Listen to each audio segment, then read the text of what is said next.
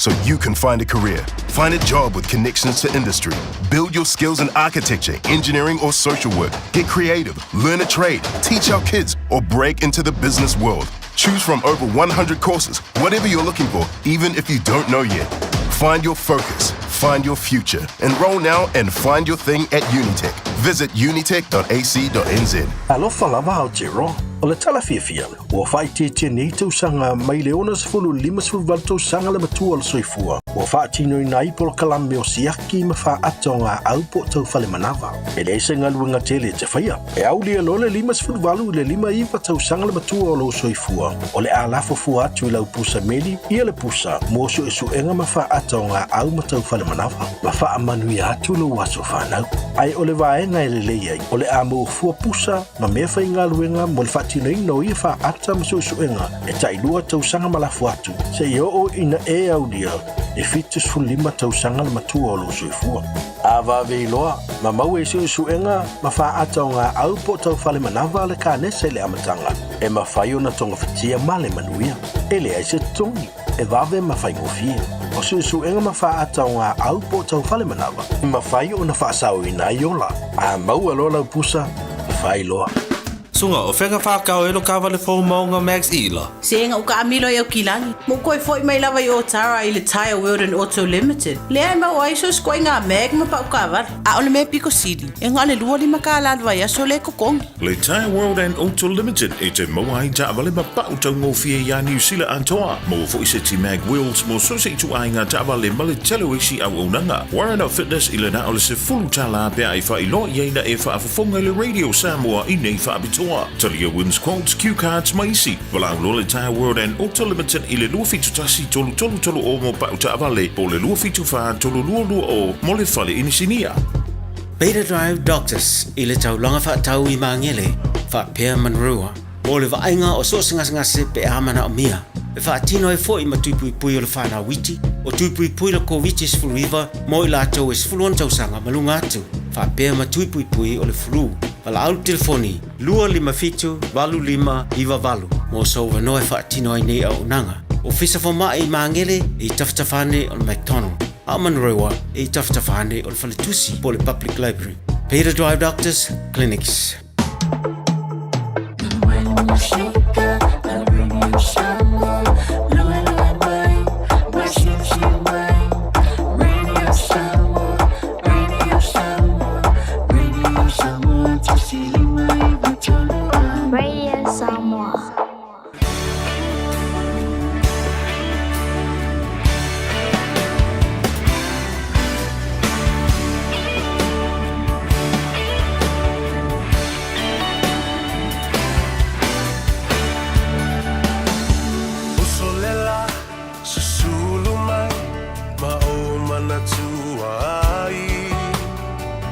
Samoa, le nu'u o te nofo ai. Pe wha pe whea, na ngalo atu o i lewa ai. Samoa, o le penina, o te fia i ai. O solela, susulu mai, ma o mana tua ai. La u Samoa, le nu'u o te nofo ai. Pe wha pe whea, na ngalo atu o i lewa ai. Samoa, o le penina, o te fia i ai. Hangi mai se matani, e momoli atu ai. Samoa, Matalasi. Hangi mai se matani, e momoli atu ai. Oku alofai la Samoa, Matalasi.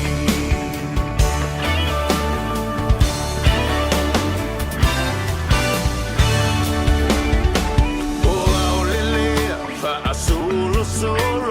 La poia o na paolo Lona sami i la pe asulungia ele masina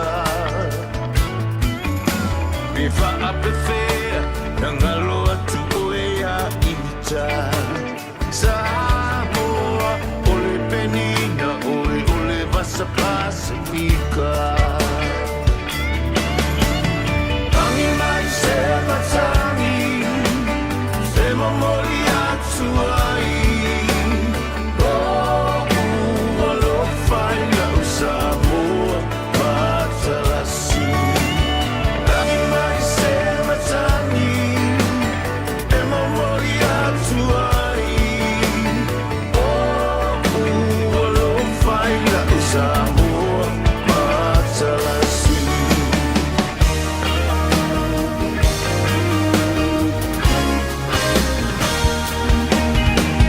Matangofie, le afi Pe asa vali Lona la lele ma falling ai filanu ai Pe wha fea na ngalo atu alo wingoa Samoa ole penina ole vasa loloa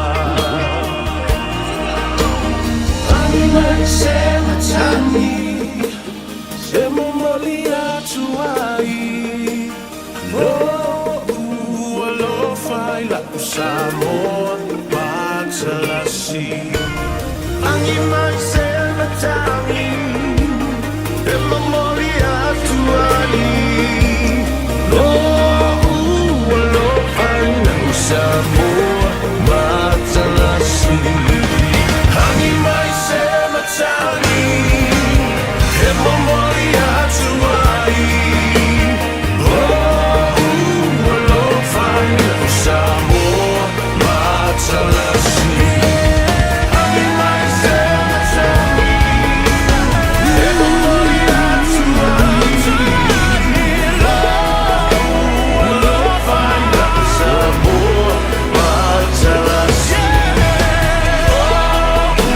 alo fai la Samoa Matalasi alo fai la Samoa Matalasi Ia talofa lava le pa ia mawalunga o le whaafonga tāpua ia le tunu o fualofa ma whaatalofa ia te oe e na ua se fulu ma le iwa minute ua te ai le tu lai wha tāwalunga tuai ia le aunanga ma le tautua fo ia le tofa ia fonga mua Francis Ioane ia pole fitalenga fo ia se umanu e pei una utou mafuta ai e le nei fo i vaenga o le tautua ale si ufonga o Samoa le Radio Samoa fulima i vatolu ambo i au kilani. Le ia tau sa vea le ulua i ali i se yuli Al Harrington tu manuvao la vea. Ia o tātou mafuta fo i ma le pa ia ma walunga o Samoa i tawhai fia tai mailo tau soifua e le tātou ma tai sili le langi. Ia ma le au ona nei. Ia o tātou toi whelua i fo i lumo le nuu e le o tu o le nuu. Whelua i fo i pu e o manu e le o pu e o mala. Tele tala le lei i manu i titi i mala. O lona winga o le anga le lei ia ma le lofo le atua. O le mawhai una tu la fwa i ai i tātou o lana whanau. Whainga tā. Winga pa ia ma le le tau si o polo inga le atua. Ai le o tau i masu i a te oe mau. Ia vi ia lava le atua i bea o pito lunga wana whaia. Mo i tātou uma e maiso le atunuu i tāwhai fie o le larolangi. E ui lava fo i no o whea ngai fo i munisi o ainga ma wha mnono anga o le wala upa i a le atua. Ia ai tātou te talitonu ma wha tuatua i le atua. O ia na te au maia, o ia fo i na te toe wha fo i atu le tangata i lona mamalu malona ma lo pa ia. Ia, whātu lau fo i pa ia ma mamalu sautua whawhafo le atunu ui launa tāwhtolu. Le vānu nofua wā pa ia ma mamalu wha le malo, pa ia fo i ma mamalu wha le anganu. Ia, a ia mawalunga se vi inga o le atua. E si i e ana au auna ma le mamalu o le ainga sa le vi. Au auna tutofi o le atua i whata whaitaulanga i fia. Ne ngata i Samoa le nei atunu au setalia. le malo tele o Amerika ma Hawaii, ia ma so se tafa lava le lalolangi o lo ta se ai le au whainga alwenga. Ona o le tau wasu o suina o le hipu vai o le ola. Ta lolo lapa ia i sa ma whainga a wā pe e o iai pe le ai. E le toi whao popo pe toi to ese ai. Se inisi ma se iota o ma malu sautua whawhawha o le atunu. Ta oto atu, ia te o tau o whale upolu to tofi o le atunu. Ia a walo tau, patafa ioi ma le fatu ainga tausi le nao. Ai whatalofa whapitoa fo i nai tamam tina matua o le atunu. Walo le soifua manuia, whamoe sa manuia le dei aso, ia a o e tapu ai, se e le matila mo pō le whala. A o alo Faiva alo matama whanau alo lava a inga masi au whanau. Ia e mase foi, o alo matama whanau o Samoa, i o lātou tiute ma Faiva, i so o se atu nu o le lalolangi. Ia, whatalo whatu, i whale o tangata mātutua. Ia, e mase foi o mauta ngase, o lo o whata o tolia ai, so o se mauta ngase, New Zealand ei, ia maisi fo i atu nu o le lalolangi wa papa au, ma lala ai Samoa, ma ona a inga, ma ona tangata, wa whaatino ai a lātou pisinisi o hatinae, ia ai le o mawhai o na whaangaloina ai, le susu o le whaamalama o le Isara elumoni. Ia masila, ia na nuu, ma ona tangata, ia male tautua ai tau malele. Whatalo whatu, nisi fo i whaato a, maua le avadoa, i lunga le o penga ta whailangi e mai mua mai ai. Le tātou YouTube channel, ma le tātou Facebook page, ia whatalo whatu le ia tau e Severe Pesta ia te oe, a moe, ia o lo manuia lau ngā rawenga sa whenga iai le nei aso, ma le whapupoko le tātou pol kalame ina ua ngā Gagaifo Faiva o Samoa, i so se tafa o le lagi. Whapitoa le whatalofa, ma le ofolofa i lau fionga le li pāribia, ia tai o le atunu, ia a o whalepa i fo i lo sa, ia i au te ronei, ina ia toi whafosia le malosi i lau fionga i le te tai o le atunu, le tamau le atunu, ma le whalitua ia tupea. Ia whapea fo i le no whaalo ma le hainga li, ia mai lātou uma, o lātou wasu le ipu vai, momoli le tau mafa, momoli atu fo i le au whainga aluenga le whaamanutunga, i le ataimi, ma le aso sāpo, le fo i sāpati, ma le sāpati. Ia talitonu fo i. Ua tū la lata, ia o le awha, fau, mo le toi tali watu o le uto i Samoa. Talu si e le lofa ma le anga le lei o le atua i o atu iai. Ia o ato toa le malosi o te lua lava, le fatu ato o lau fionga. O le toi fo i ma vawe fo. Ia a le nau ta inga fo i o le atunu, mai e alo lofa i a te oe. Ma muli ta i lau fionga. Ia ato toa le malosi. Ia ai te lo waliva na e fiatu. Ti leo nei mautala lo fai nei mautangata. E misi ale media tu lepa. Pisa o ai lava. Nei mea whaingo fie ma le whaatau waa. Io, e le whapea o ea fio mai. I se si mea. O lae talitono. O ngase o le tino. A lea lava whai mai. O lo o ufi. Whaamanu ngase. Ta ilo i noi nei tangata. Ia. O whai mai o le te sau te mai. A le e sau te whaingaluenga ma e ngalua atu nei. O le ala le whiau. Ale whiau. O New Zealand nei. Sisira fo. E le whapea a mai Christopher Luxon. E tasi ale. Le whaalawi loa ina o le nāwaenga. E le ai manisi. O le atunu nei. E popole po le ale mai lai mai. E a o ai o fia i loa. Ua iai tangata la tau te. Look after those affairs. Ia. Ia le ai vevesi ma pisa oi. Ia te nane le fio mai o mo le malos. E te le o tali tuali mai na fo inisi o te tai o lo fia. Asi si mai. They're just a courtesy call. Whanongo mai o tō le media le nā. A tū le epa mai e o lo whaia pē lea mea. This is a courtesy call. Our Prime Minister is full of respect for his counterparts And also, ele only CEO I o mai. Ah, ele only CEO o le pale bia, ele si pale mia, o le pale bia le minister.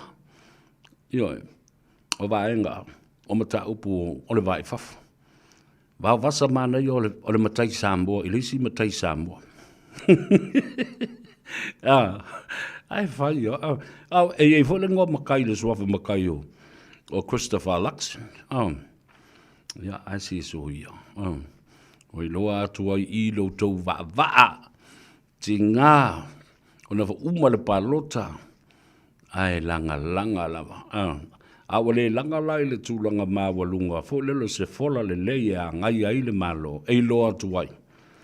Wa ngai I mea ele I o iai. Matutu ai pele fi ko anga kuku le fi. E halfata la fole nai la o fionga.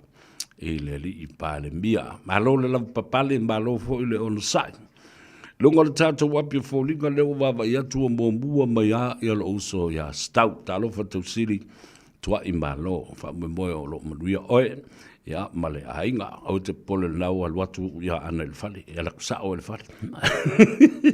O lea unga.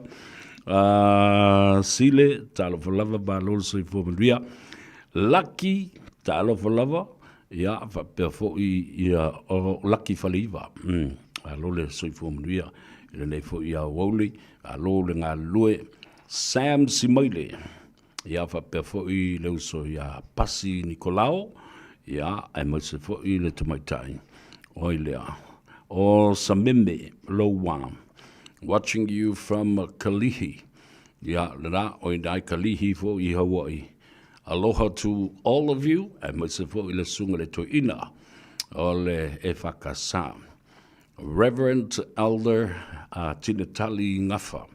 Ma le whaletua ia moeawa, le nofo alo, ma le aingalii, ai maise le pūlenga atoa le e whakasa I nā e kalihi I Hawaii Honolulu. Alo le soifo mduia whaftai fo I tatalo. Ia, mo le ngā luenga nei. Ia, o tau u ma le wanga I mai.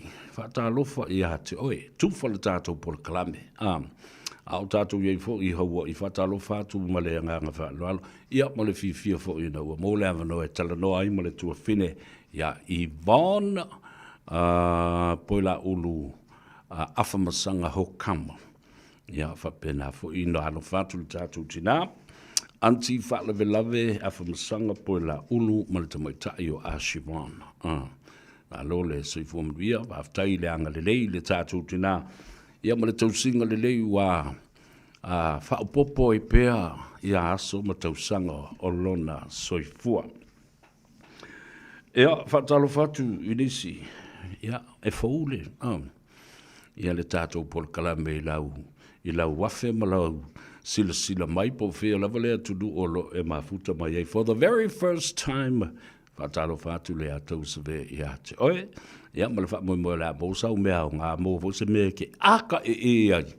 E le nei fo I a wauli. Tātou a matatu I le matauti o mea lai. Tupu I Samoa.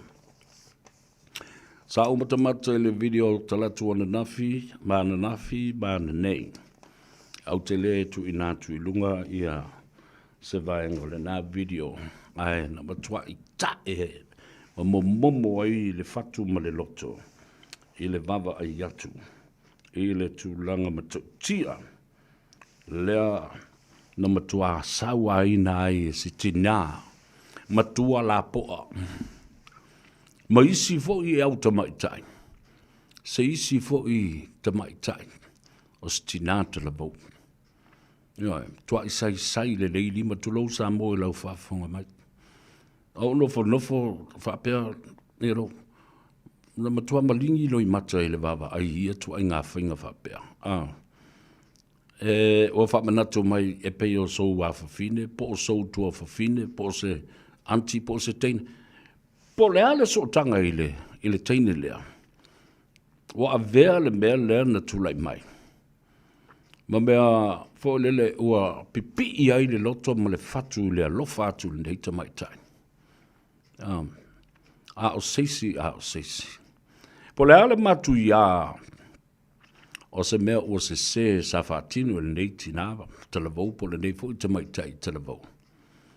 E le te tau, mai le ai, se fe au o seisi na te whai ai se whai unga, ma se wha msinonga, ma se taunu unga whapea, o le whao o lima ma le saua ina, e nisi tina,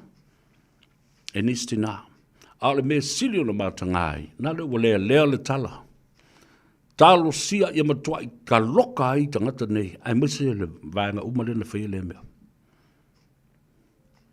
Talo whae, ioe, ka kui ka pō, ka le ulu, sasa le ulu, tui le ulu, se le ulu, oti po o le ulu. Oi e mawhaia na whaia se mea whapea. O le matua i fonga ma le whaasifo le mea whaia tangata nei. A oini matai o le nei ainga. Talo whae wa tau valea atu ai. I le melo le māngafa ngafa, le whae la wautou loa atu ai. Tu ainga tō wha, ma tu ainga wa o tu ainga whawhine whapene. Tu lau, nei tō pāo tinam te mai tai o whale tua ma tausi a mese o tōu o sao au. Le aua luma o tinama te mai tai. O amatua i wha maasi asi ina le tūlanga o tinam. I nei mea ua au maia i lunga le social media ma upenga ta whailangi. E pala le maa ai le toe pala le ata ma le tala. Ioe, tele i o mea o tupu mai mea nei. Mea mua, ia wawe le pui ngā leo leo. Lua, o le toto masaa le mea tūla i mai ai o le taunu unga fo le nā o le tau i matsui. Danga i le bālie le mata au ni tua ngane a o le a inga o le nei ta mai tai. Talo fai. O te le fai atu la le atu o sa vea e wha oso oso nisi o e whaile mea le ae pei o le tua lea o patatua. Pe a wa ai le a inga o le nei ta mai tai. Ia ai fo o se polini sese po o se alo o se tamali. Se sao au i lona a inga. Ma ona tūlanga mau po e mau lunga. E whaatili lau mea i eita mai tai o lona a inga ma lona nu umalana e kalesia. La se wawa ai le kalesia. Ma tangata e masani ai. So I'm not here to encourage and incite violence or a punishment or a payback against these people that committed this horrendous, despicable act. Tuamatautia. E halu fo ia mi o ngā tamalolo ma lato me fai. E le ai a se mea se anga sala ma se soli tu la fono e whaia le tū pāo tane. E whatustusa pe a tā ngofi malili watu ia tabaita i whai. E o watu le māta ngā male anga o mea ea. A tinama tamaita i ua loto mali o le a whaine melea. Ta ino inoe. Ta ino inoe. Au tinala lea na whaia le mea lea maisi ia sa saa mele ulo si teine le mea pese amo po le aseme. Ta tui ta kiki. Ile e ma le tangi a wei wha mole mole wha maa ngalu. Wa lava lea. Po lea le tu ai ngā sala. Po lea se mea na whaia le neita mai tai. You have no right. Each and every one of us, there's the law.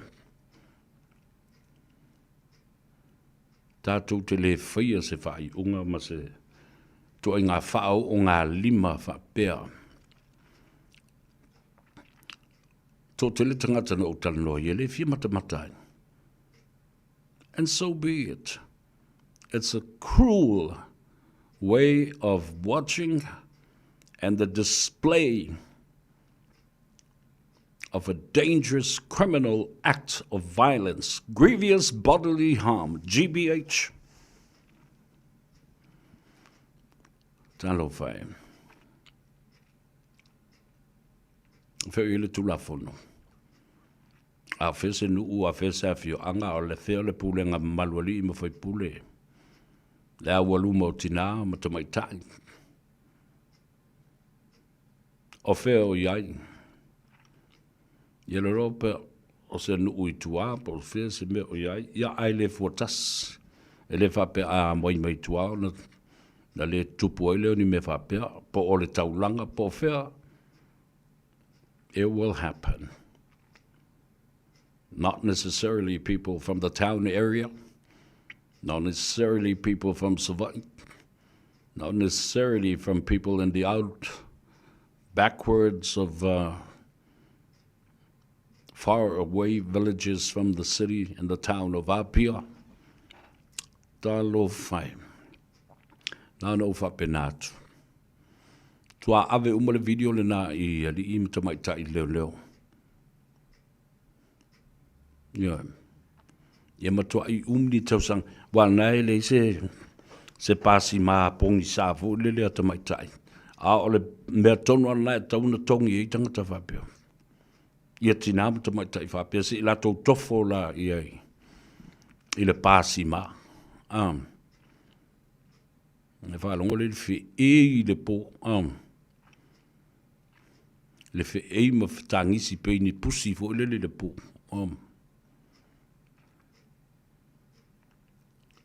Ia. Tātou tatalo mō le tamaitai na whao lima iei tangata nei. A la vea i fo i lau tatalo. Ia mamana tua i fo ai ma le tina la po a ma isi whawhinge ia ngai au kafa. Ina ia musuia le ngango le tua la tau te la ngona ina le salamo. Pea ala le mawhawhau i pena whape o se tama. Se alo tamaitai o le tina ma le whawhine le na whawhine mea lea. O ia weke talo whaia ta ino i noe. Well, we'll let the course of justice and the court deal with it accordingly, appropriately. Now, Samoa Airways have been recognized and acknowledged this week by the Qantas Airline of Australia. O le nei mai aso o mai tau inai ia tala le lei, ia male tā ua tele o le ngāruenga tautua a le tātou fuava lele o le Samoa Airways e ui e na o le lua tama i va lele Twin Otters ai ua mai tau ina e le fuava lele tele ma le company o le Qantas mai Australia. Ia le tūlanga le lei o le whaatinoina o lātou ngāruenga Fesoswani. Customer service, not only at the airport, but everybody that is involved in the airline industry and the aviation, especially with Samoa Airways. Talafifia nena. Ele ngata fo lena. Yamana tua o le amatanga o le masina le nei le fo ina o mai ele li poti. Ele faa wau pea e oi na laiti va lele. Ia mamalanga i le vāo tonga, matuila, mamanua. Maalua ngai whangali i malua nei i Malta. Le motu tele i sa la whai. Ai o lo o whaamio ina mamaua na tupe whaasili. Polo fiti e Fesoswani lea. Ele ngata le company ma lele lava la tauia. Ia e whapena fo i ona Fesoswani. I tupe o le paketi matutongi ei ai tala fo va lele te telefo i e lua ale polinsia po le Samoa Airways ne o le o toe felelei. Ai le ngata le na. O se tala fia le na o na ua whaafongafonga le atunu. Sao no fo i le fionga i le minstau tupe. Le sui pa le mia, ia ma le malenga mai le fionga. E le lauli le maria toa. Le fionga e le tātou pālimia. Ia ua whaata oto le ala fua. Mai ai fuafuanga alu mamao. Ale malo. Masalo o le si ono le valu masina. Ua tau nuu le valele. Ioe. Le ngata fo le nā. O te fautuaina matu o lalo i le fionga i le li pālimia ai maise foi. le sunga ia faua o fatu tielu, le pulenga le Samoa Airways, ina ia lātou tanga i masilasila, le Minister o Va'alele. Va'alele Savidi. Tanga i masilasila e pei o le tusi sa o avatu. Ele amatanga o le sao fa inga ma le pae inga numera sfuma le fitu le lua fe lua sfuma le tas. Se awala e mawhai o na ngalu lue whatasi ai. Public-private partnerships. Melena e ta o le triple P models. Private, public partnerships or public-private partnerships. E ngalu lue so tau awai le malo le company. Le Samoa Airways, ma le mamalu o Samoa, o lo alala ma papa au iatu nuu o le lalolang. O le tala whatustusa na whaia le fionga le li pārimia. E winga, i le lima se lautala. That was just an example. A lele wo pepe se ya fe mai, kiss goodbye to your 500. I le o le nā, wafo i tau te lei loa le porokiki a la auli. Nao na tau le whainu mera whapena, au le whatustu sanga ma se whatita inga le na. I ri ma whai o na wha au ngā, se lima se lauta lai whai ia ia se meo se shares, tangata ma whatau o se share. No way, Jose. Wawai le tami mai o le porokiki a la auli. So the principle is already there. The partnership, the public, and also the company. Public-private partnerships. O le tulafono e whaata oto mai e le malo. The governance and the legal framework will be organized and will be part of the government's governance set up. O la tau fo i la, e whata o toa mai le feasibility study ina ia mautinoa. E whai le survey, le research, fia sa boa o loo i le lalolangi a toa. Ia mana tuana ua wātua le vai aso na se ima vai atu nei. Tala lata mai, wale li poti lata mai, wha maunga lata mai, Statistics New Zealand. I la whaiva sa lau fitus fulu ma le tas.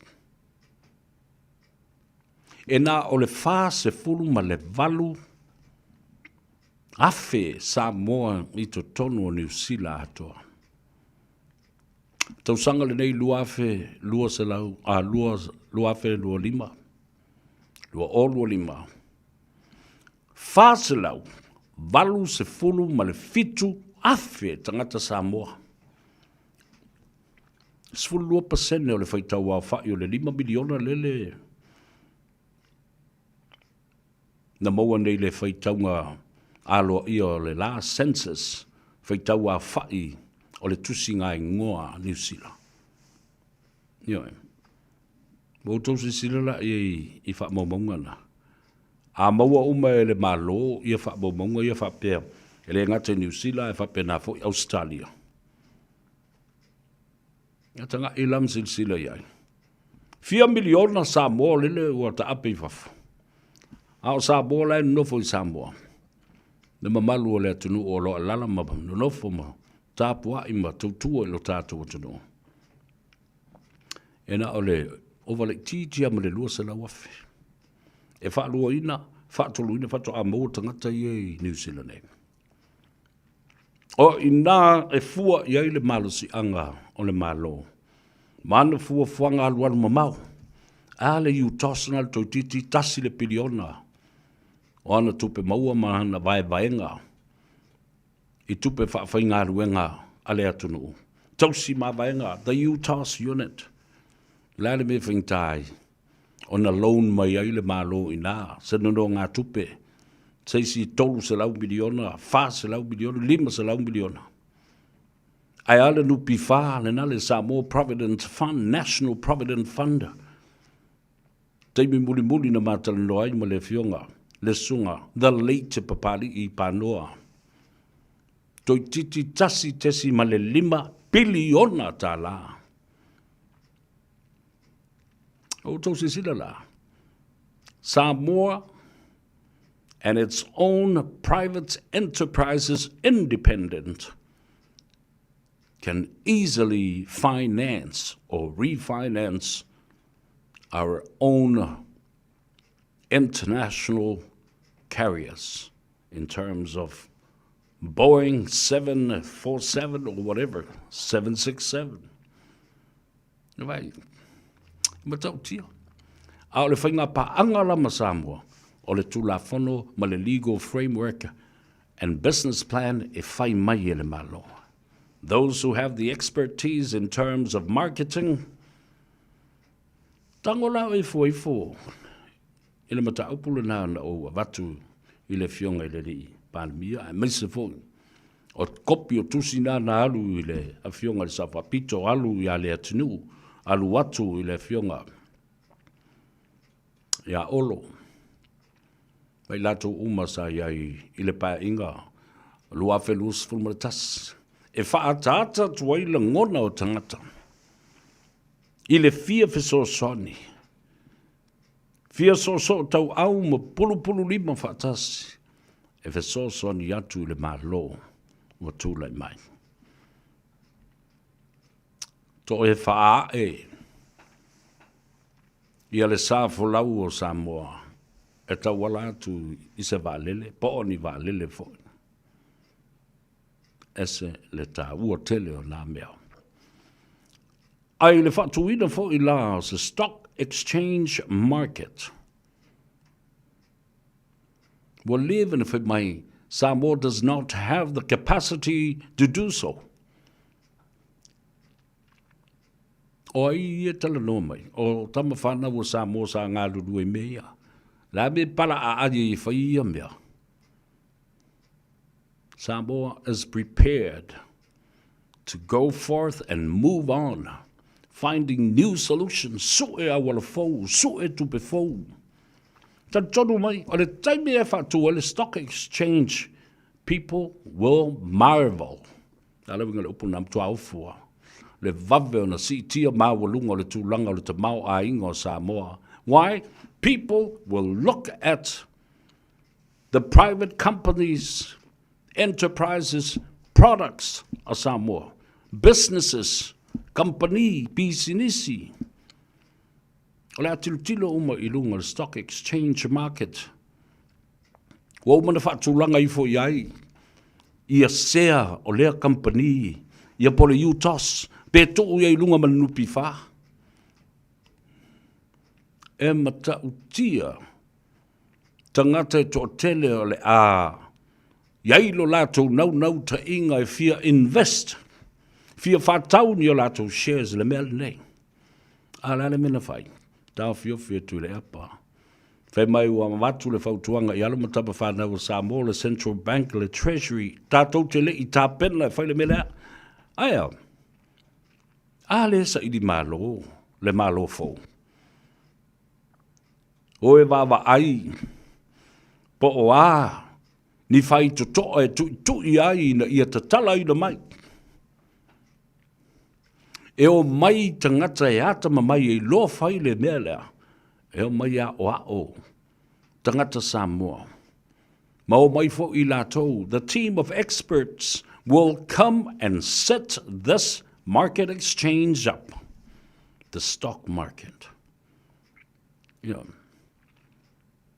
No tau wawa aila ia lea. Tātou e whafo i mai le tātou wailima. E o le tātou awa Samoa. O le tātou malai wa lili li nali. O le tuu atu ilunga o le wa lili. E la le me, o me le Samoa, o le me se mimika. E whailo ma le sia, le stangata na o soa o so lunga le. Los fulu a felicia. E fatui, e ari, mai e savali e pu ele pas. Savali e pu ele pas, e leise tavale. Ai fa mai e faila no valele. Yeah, whamefelan valele. Yeah, whamefelan. Because anytime you have shares or bought shares from such a company or even the airline, of course you are a shareholder and a part owner of an international airline and carrier. Ele ska vale e whailanga. E whailanga valele. E part owner o le valele. Ia no tō sisirare i eire me tupu. E le ai ma sesi e toe alu se valele a sesi atunu. Ia. Le ai ma sesi e toe alu sesi valele a sesi atunu. E o umalava, lango leo lātou loa. This is their carrier. This is their airplane. When you travel, you reinvest in the plane. Ia mantua fo ila ao o loa na tau o tātou o shareholders. E ia tātou special rates and discounts. Ai ala le teimi o le tala whātau au tū o le tupe. Wa mai a le tala o le tupe ma vai vaenga la o le a whai le tausanga ma le tausanga. Dividends. Tufa tufanga o le a whai. Ai whanau mai ei. Seisi tupe te le. Lan me whaile toi nama le ole matua. Whailo ma shares a lana la whanau. Ale na will retire. Maua mai ne vai vaenga. Sina mea o laile toi nama le ole matua. Ai toi reinvest on behalf of their children. Look at the cycle. Look at the turnaround and making profits. Ai whaia e tātou i o tātou lava lima. Ma e, la whātula o talale, o le matua i to a tele o Samoa, e le lei o lātou ta mau ainga. I le lalo langi i atoa. E le isi e le fia invest. Ai vai nana whai atua o lauli, e le lima se lautala. Se ngai, we e whai. Ua nao was just a number. Ai le o le mea le la. Na whai atu o le au mai a tātou tai lima se lau. Ka whiwhi i le mule whai tala le ang. Taking the word for word as a joke. Nai lau te ilo le leia a o le nā whoi. O le AVCC le vau le tala ina ia wha leanga ai. Ia le fionga le pare mia mona ma whauwhaunga. It was just a number that was thrown out to be there. As an example. Wana o se whātei ta inga. Ia. O I fo ila. Wai loa le le iai whaatu langa ma whaavasenga i lātou o lo lava le lātou te mao ainga. And the government will set up the legal framework and the governance to cover this. And then they will also, whapena whuna lātou whatino ina le tū la whono, ma kapa mai loa ele malo, pe fia le mea, e a mata ai na whatau sea. Ale company vale, le po sisi company ta whiwhi. Ta whiwhi le mea o iai, i le mea le whawhaingo fie, o na to o tele, e o i tangata ese. O le a fia whailo lātou sao i Samoa, e maise la, tangata fo i e milionea. No mai e tā whawhau mai o tangata, tā whawhau mai mo mai whawhau, ai o mai whaalongo i opportunities ma wanoa nei. Ma ua mai so o fo i Samoa. Ma whaalu i lātou tupe. O tangata turis. E whaalongo lo i wanoa whapene. Ua mai so o i Samoa. I'm telling you, these are golden opportunities for these investors. They came as tourists before. Na malanga wa sisi mai ate uto mai fo lista tausanga umai mai love. Ola ale me te minato la foi tangata nei. E o mai tilo Ia noa whapene. Ma osu e su e pe whape I. Lango leo omo mai. They fell in love with Samoa. Now they want Samoa to be part of their journey and part of their investment. They will invest. Mega, well, probably millions and millions of dollars. Ia nala, ia. Tau ne o papai I nā. Ia male tā ua tele. O le amana ia o le Samoa Airways malana tautua. E pei ona whaalawi loa ma whaafetai ai. Ele malo Australia, ta wala mai le company va lele te lea le atunu. Le Qantas Airline. O mai lau tala noa le whaamsinonga. Ka ukia fo I mea o loo fit. Ngā pāma I le whaamsinonga. Lea ua toi tau fia nei a tus whalau. Toi tau fia I Samoa, tus o la e loka I Samoa. Remanded at large, out on bail. Ia le sunga ia sa ia tongatuki ia masion tolua. Ia li tia mea maile tongatuki. Tus whalau o e saini. Ho saini. Saini wha lelei. Ile ofiso leo e la tatu. O tau se sila la ia I le pui ngā al hero pipi wa tuli al whailau tusi alu e muli ma leo ia fo ia sa ia ma mea maile. Ia o apea wa wawa ai fo lele ia I tamai tai fo I o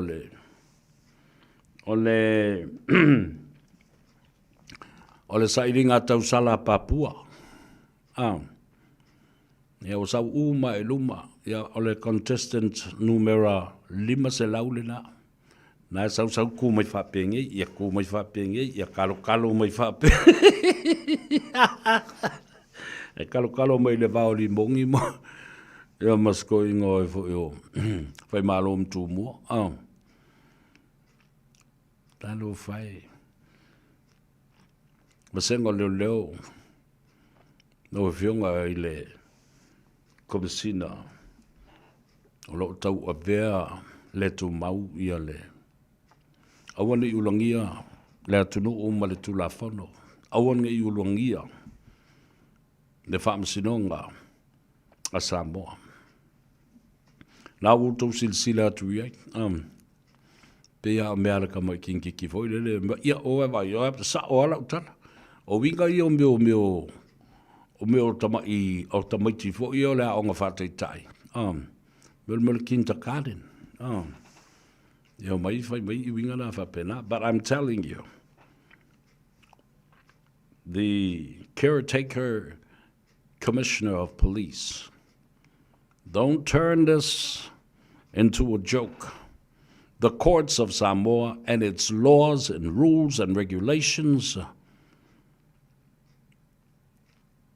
is very serious about this matter.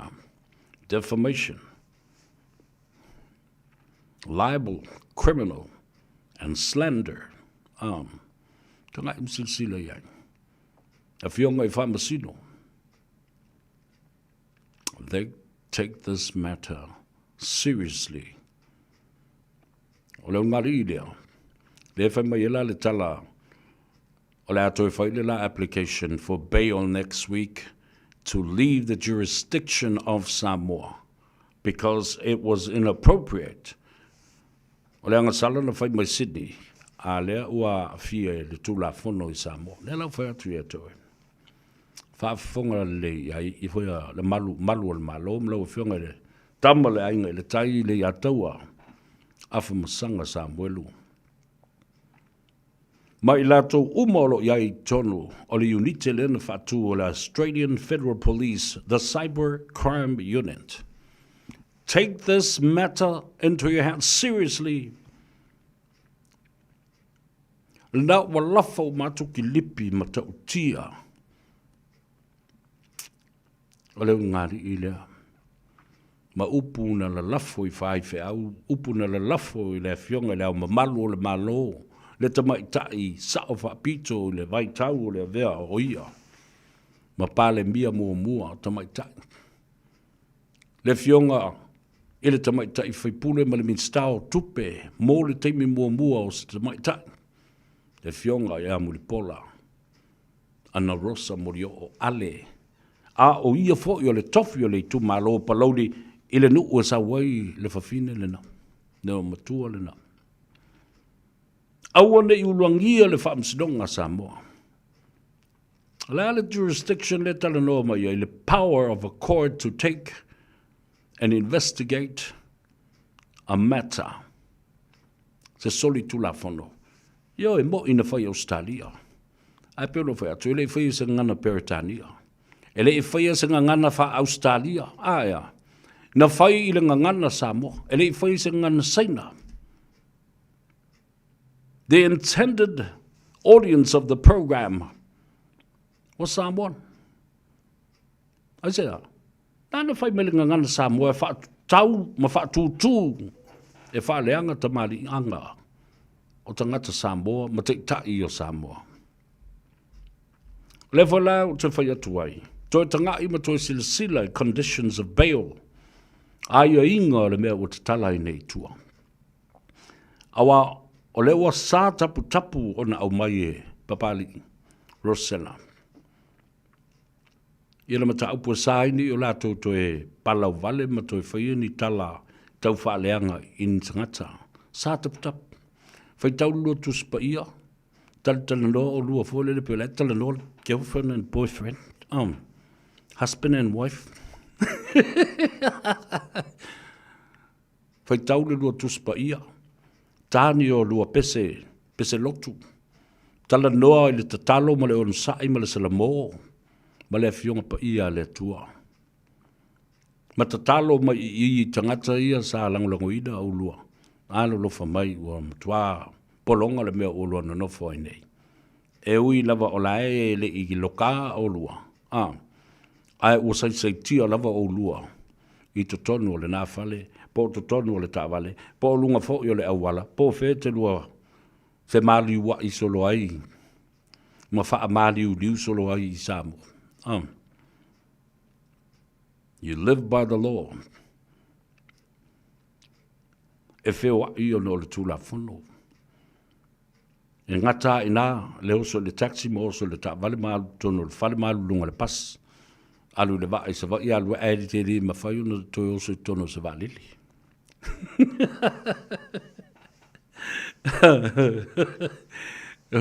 O ki ke pasi.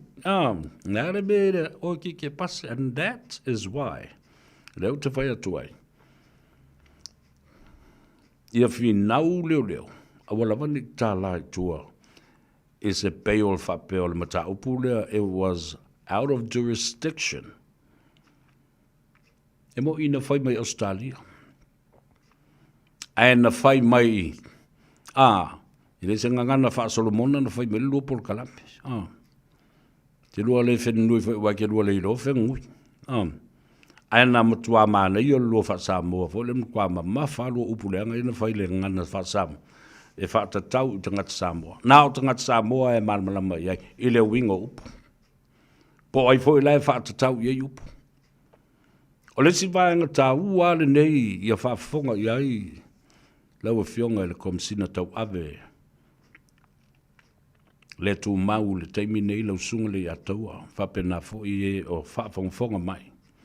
O tau le cybercrime unit, ina ia ta te I se isi tālo sanga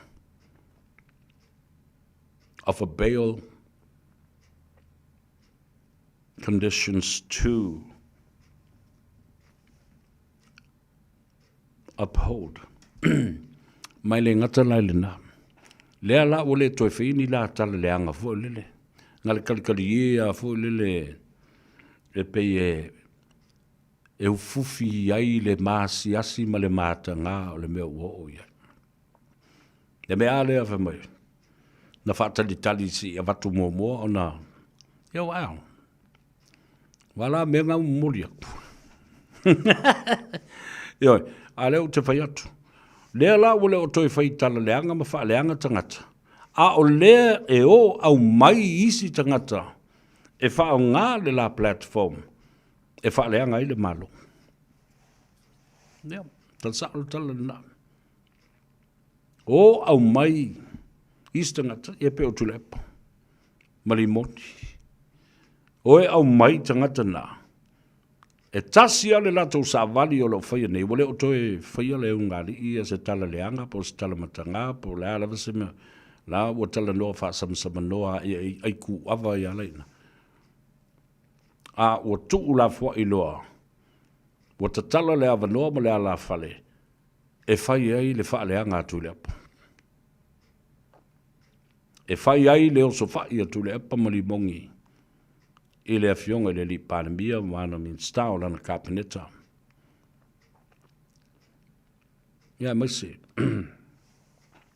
Lalal now te whai atu ai. Now they're not saying anything bad at all, but they're using their platform as a way to bring on other people, other gaslighters.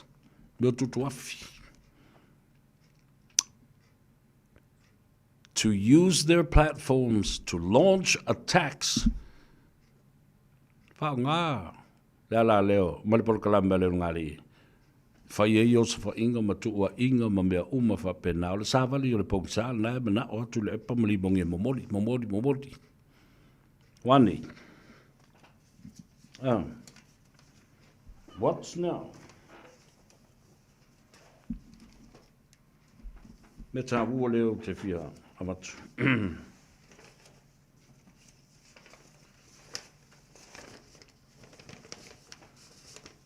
Ua whai lo mai. Ua se furu ma le valu cases o le misela o leo i ai nei New Zealand. Mai ele talutununga. E te tau o na lapata ia pea i tātou. Le whai tui pui au le whanau. Vave tere leo so whai ia ma le pipisi o lea fo i whamau i o le misela. Ai mai se lava i whanau. Tau ai o na siake le lei whai i atui. Ia ma whai tete i no whanga ia o pipisi ai ia cases nei is full malamala. Mai o le fo ui ele pol kalame mō tangata mātutua. Matupulanga telefo. Ua whaanganga ele malo se vai ngā tupe tele lava. Mō whale mai a mai se fo i private clinics, private family doctors. E tau na o mawhisiringia ina ia whaatino ai ia le tūlanga. O le tui puia. The funding from the government and the Ministry of Health have now extended to family doctors and private clinics so that you are able to afford a free vaccination to protect you from measles. Whaftai le nā anganga le lei le na pasia ele malo i le nei vai aso. O whaanganga isi se le nei mani matanga le wenga le soifua malo loina. Po o ai alau family doctor po whea fo i le whare mai e te alu iai po le emergency whaingo fia na whaatino. Whaifua le tui a wā mua sa taunga tāle me whai le tui. Wa toi au mai foi la ia lea o le funding. E a fia u mai ama manui ai i lātou non-New Zealand citizens. A whai e te malanga mai nei. A e wala ngona e whalango atu pe kau kifa folele a kau pe lau vai. Lau vai. Ma kau pungi lau whalongo ma lau mangava. Ia ngai alu lola i lea. Whai ko wai se kako wo i po whea le me se family doctor. E o ele tau family doctor. Tātou wo. Even ele te le no whamau i New Zealand.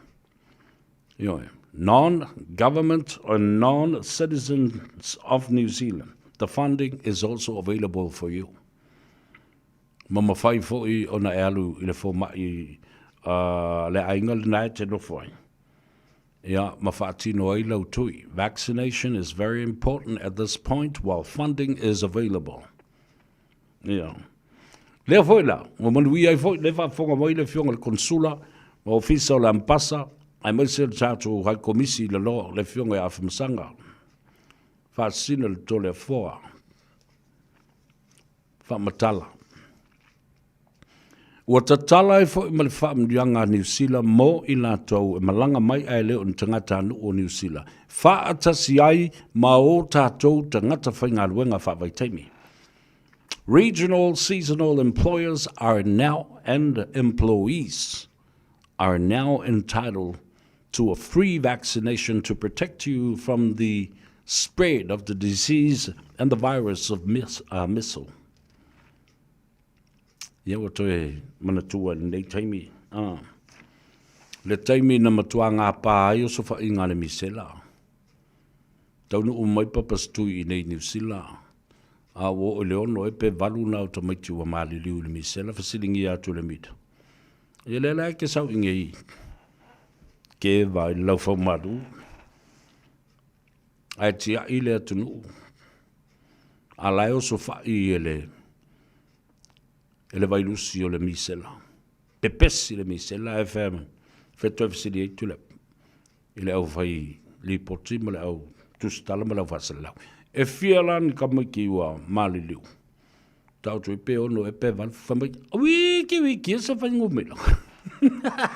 So, this is not a laughing matter. This is serious because, so obviously, he doesn't care.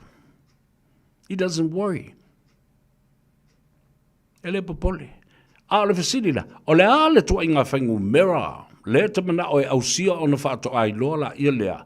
Ae, e la le malapanga le tupu Samoa. Ile pepesi o le wha ima ua tō tele. What is the number that you wanted to hear? Then the missiles can become important and so serious to you. La le tua inga whanumera. O le lo se fulu, lo su lima, tolu se fulu lima. Lea lava na pe ale whanumera se i o tō titi o le iwa se fulu. Ta maiti na mali liu. Ai le ai foi ma se mea na whaia i ei al malo. Ao se mea lofa foi ao se i e afu. Ao ni nai tai namu. E momoe ai tangata i le pō. E te e atua i le o mai namu. Ao se lauta la foi.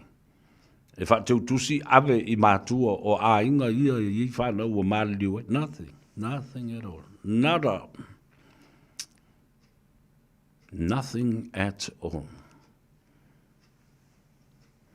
Ia le nana ia. Ainga tā ua le nā a ua whaafonga mai le mamalu o le atunu. A mese o tau ia o loo iai i ngā ruenga whaavaitaimi. Teitai coordinators of the RSE employment scheme. Au tau whaafonga mai leo o whaiatu le atau sa vea le nā ua pasi e le vai aso le nei. Ua whaanganga ele malo. The coalition government led by Christopher Luxon, David Seymour, and le matai Samoa ya vavasa manaya, vavasa manaya Winston Peters. Ta fetai le nā nganga le nei. O mawhai ai, o na tui tangata ese le, o na tangata sitseni, me tangata no whamau i New Zealand, a o lo o malanga mai. Sau lo whai lo malau tui. Alu se family doctor, alo a inga po lo uso po lo tuangane le na, nae te nofo ai i lau malanga. O e whai le tui. Le se tutongi o le vaccination for the measles. So au mai fo i lunga ele vai ngā tū le epa ma le HRPP ma le lātou media. Le lātou au whasa le lau ma le au tūstara. Le mata upu. Whai mai o toi sioki fo i fo lau. Tua ia o wofo le tala pepelo le tangata ma whai o tala. Fatu ma tala e le whaavaya. Au tau whaafonga le iai na ua mawhasoa, ma tala noa, toi titi lua i tū la ma le fionga. Ile min star, fau o le soifua malolo ina. The Minister of Health, Honorable Va'awao, Salu Malo, Alofipo. Honorable, Saunua. Talu mai le teimi lea, na whai e nela na whaatalunga ma lātou whai loai, malana au whai ngā ruenga. Ia whapea fo i le CEO o le Minister of Health, o i na toi tapu e atoa ai, ia le whaavae ma ngā ruenga e te tau o na whaatino au na ai, le mata ngā ruenga le soifua maloloina. O ina ngā o ia whala au. Tangata o tau ia na, ngā lulu i lalo o le whainga malo le chapipi.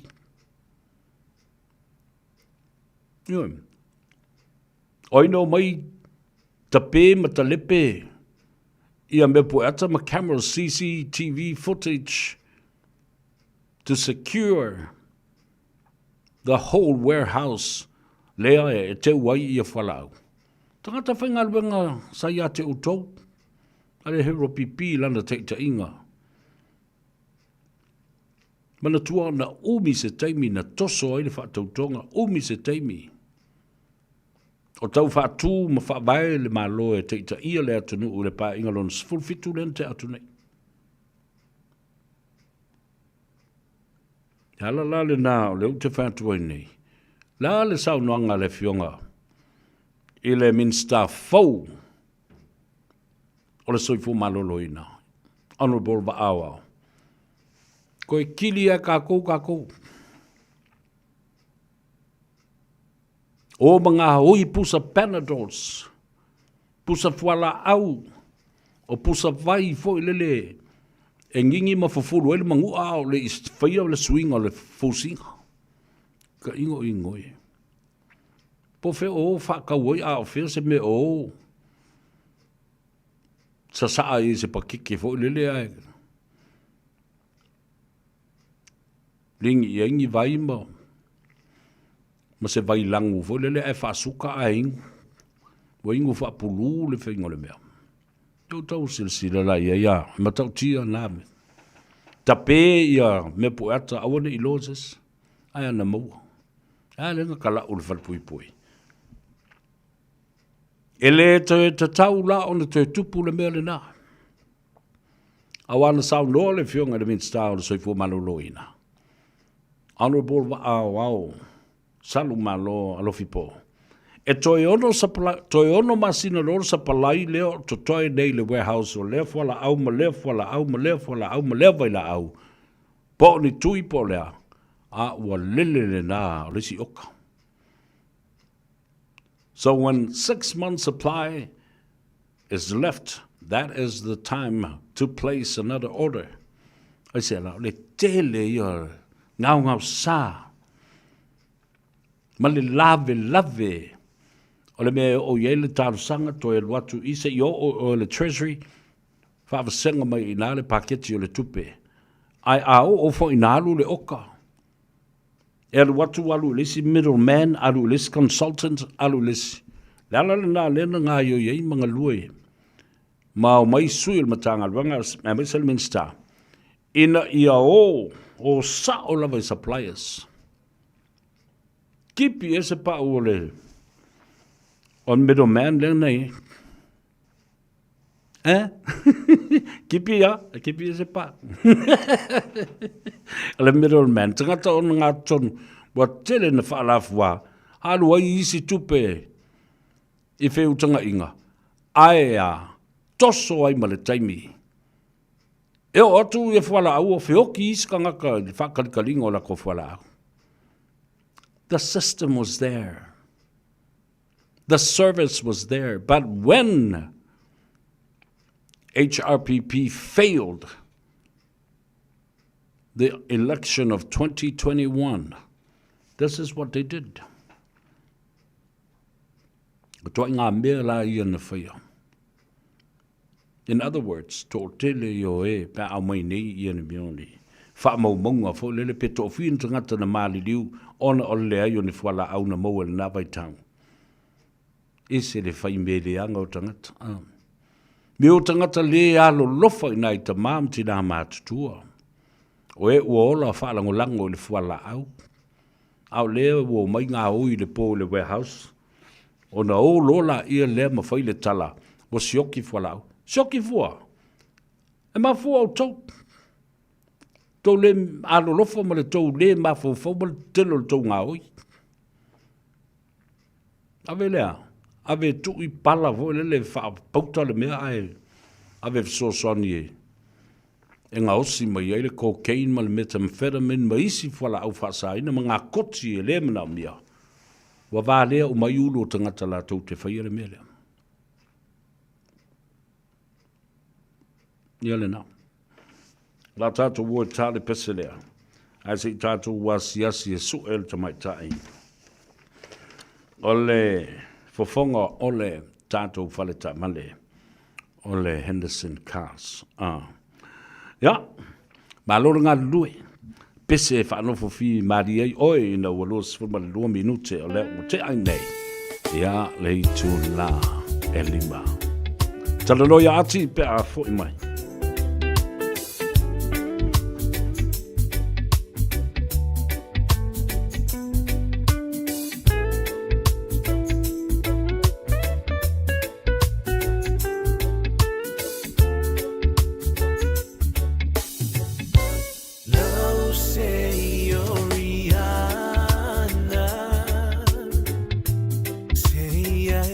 Sala mai.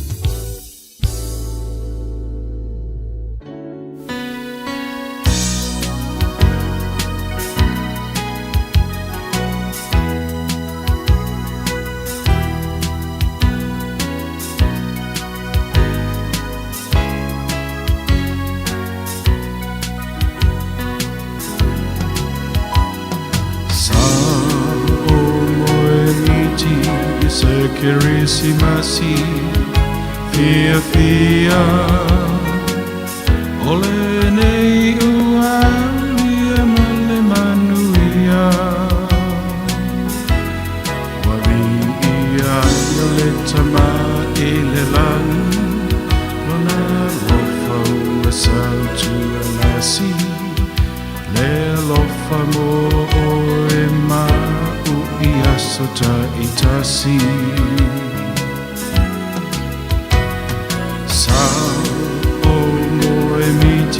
Se Keresimasi filemu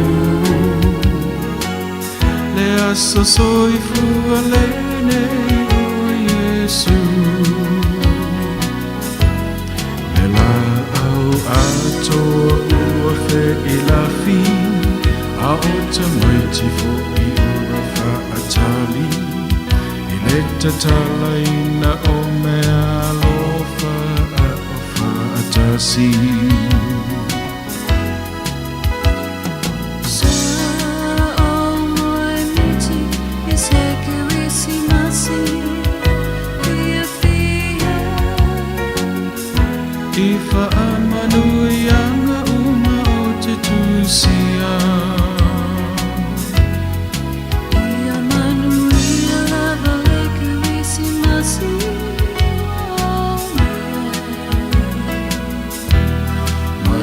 Tele lava nisia sofa apele alona fia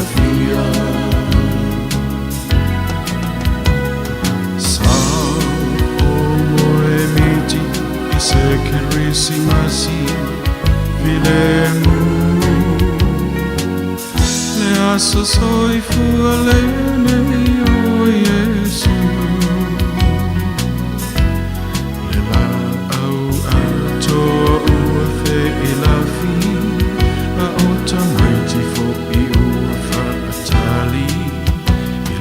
Talaina o mea lofa a ofa atasi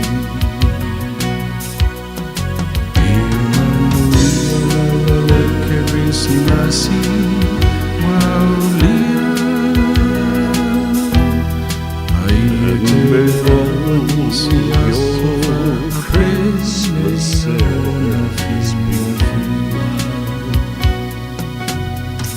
Sufonga Batango Fie or Elvis of Samoa.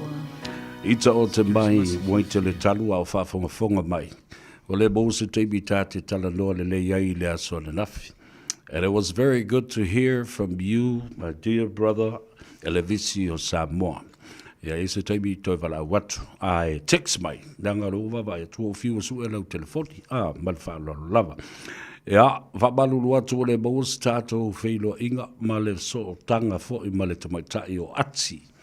Mai le tātou whale ta vale o le Henderson Cars. Ai opisi fo I le sai nio nisi kon kala te fau.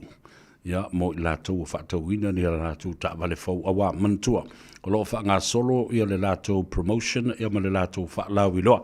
O le tangata lava e whataula na ta vale Umana watula ki I te oe, alu watu wai malau return airline ticket to Samoa for Christmas and New Year. Kai maanga ia fo I mea atira kouia. Ia lelei. O le telefoni o walu se lau, fitu tasi. Ia polo wanga I fo ia I le latu tuatusi, se lau ivas fulma le wha, Cavendish Drive, I papatua toi I nai manukau. Ele mamao tua mai, manu o whai le latu promotion, e o lava I le masina o Januari le tausanga fau, o lo o whaatino pēr le latu promotion le nā, tonu e manui ai o e pēr whaatausa sauta. Awa whaataulo ta vale. Ele is a choice. Le mawhai o le tafi, o le taimea whaatau o le tāwale, alu atu ai malau ticket ina awhai fo I la e telefia malanga I Samoa. Ia ngā saula I le mori malau ticket ia ta. Ia ai a whape tele malanga, ai te mana o, e whaaliu tupe ia lau ticket. Ia mwhai fo ana tuu ai a matu le tupe ia te. Oi, e tusa o le tau fuafua anga I le tau o le ticket, o le tupe le na. Whatalo whailunga le tātou apia fōringa e mese fo le tātou Facebook page. Yeah, whapea fo i le tātou YouTube channel. Please share our program. Tō tele i la tō fia mālama fia I loa fo I mea tātou talanoa iai. O ta milo ai Silva ai talo lava. Watching you from Anchorage in Alaska. Tō tele o tātou ainga. O loo mai mua mai I Alaska. Anchorage, Mountain View Range. Ya, o tō o mau tātou ainga lo whawhonga mai Alaska. Wa tasi lea. Stete o le malo Amerika e matua malosi ai tele. Ea le ainga le whatutua le atua Samoa o tasi mai o ta watu au tō lo manuia le tātou li I Palemia. Ya, o le tamaitai o Fuatino Josefa, talofa sister. Whaftai mo le anga le lei. Ya, fo I le tātou ta mamatua I le fionga I amasoe. Ya, ai mase fo I le tua fine a Erelini, talofa Erelini, wa ave se le poloka lenga polokai oi. Vele ro pesi jora wali io se mangu makia. Ya, ai lua samu talofa lava malol se fo manria o le tamatai o soeina matautia o matalaoa. Whaatau a ching, talofa lava malol se fo manria. Ya te oile tua fine. Have faith, Mildred, stay in. Talo lava malol seifua, whaasala launua.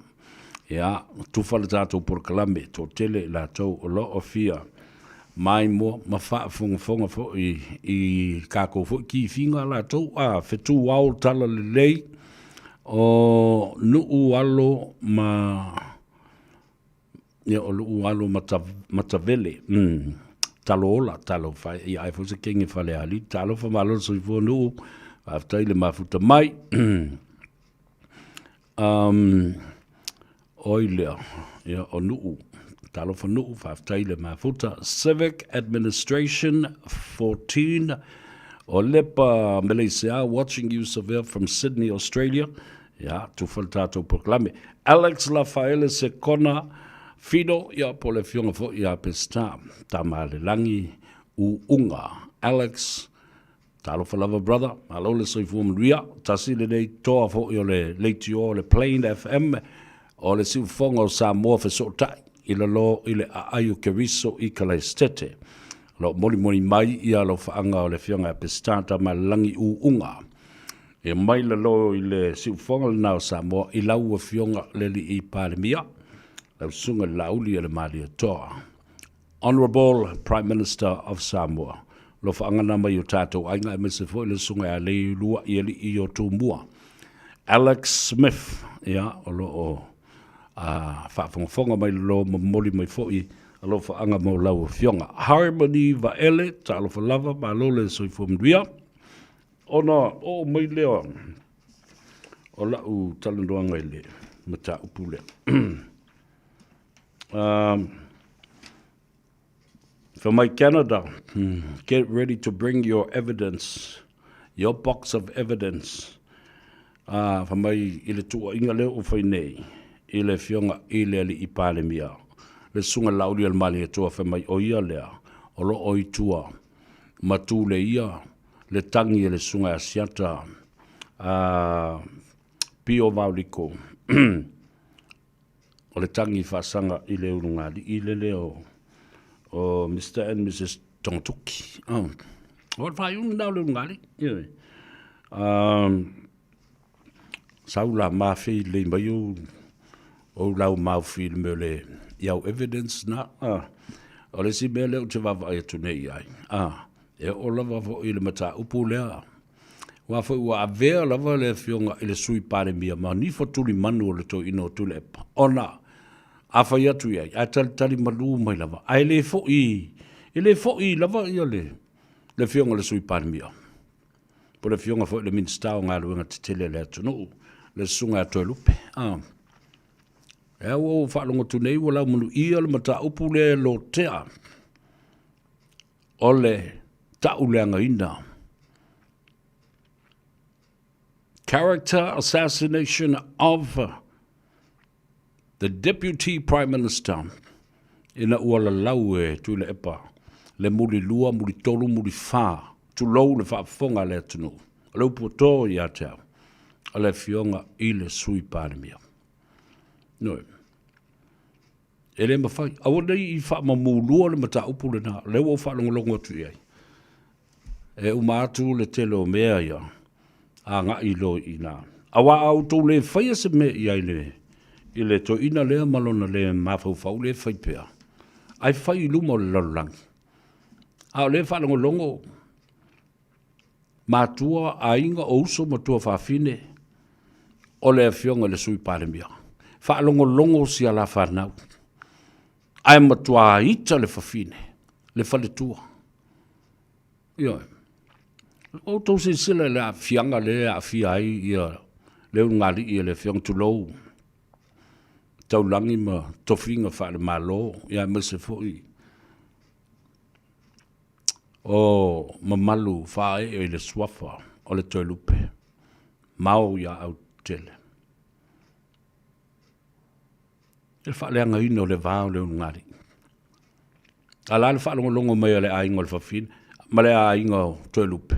Le la e kalesia, o la uo, au mea mamae, o le nuu male i tu malo.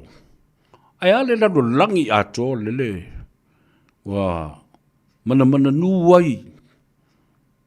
Wa e ietu ai ngā la fonga whape nei e stangata, wa pei e whaulinga mai le o stangata sa a vea mata i tai o le atunu, mata mao le atunu, le telu tausanga. A ua mana o ai whai mai le upu, e la lafo mea le upu. A ua uma fwoi na ia whaafefe, ia le sui pāle mia i tutono le mauta. Lau fionga le fonga whatelai. Wa te tau na fua se tapu o nei mea. Lau na whata oto atu ma tati atu i o autafa. Le tu o lalo whai le ato sa vema sui o sa mo ato ma whafonga o sa mo ato lo whafonga mai langa le mari. Nei whapea o nofo ai e vālea umatangata nei. Nā fo e sila fia e le fionga i le fonga whatelai sa i mua mua le sunga le pali tele. Sa utusi alo i atu i ai. Nanga i le mali e, na fonga fo ina whai e le ri o rimongi. I le fionga i a vui le tama sa tuala, seina fulava, ma sina mua.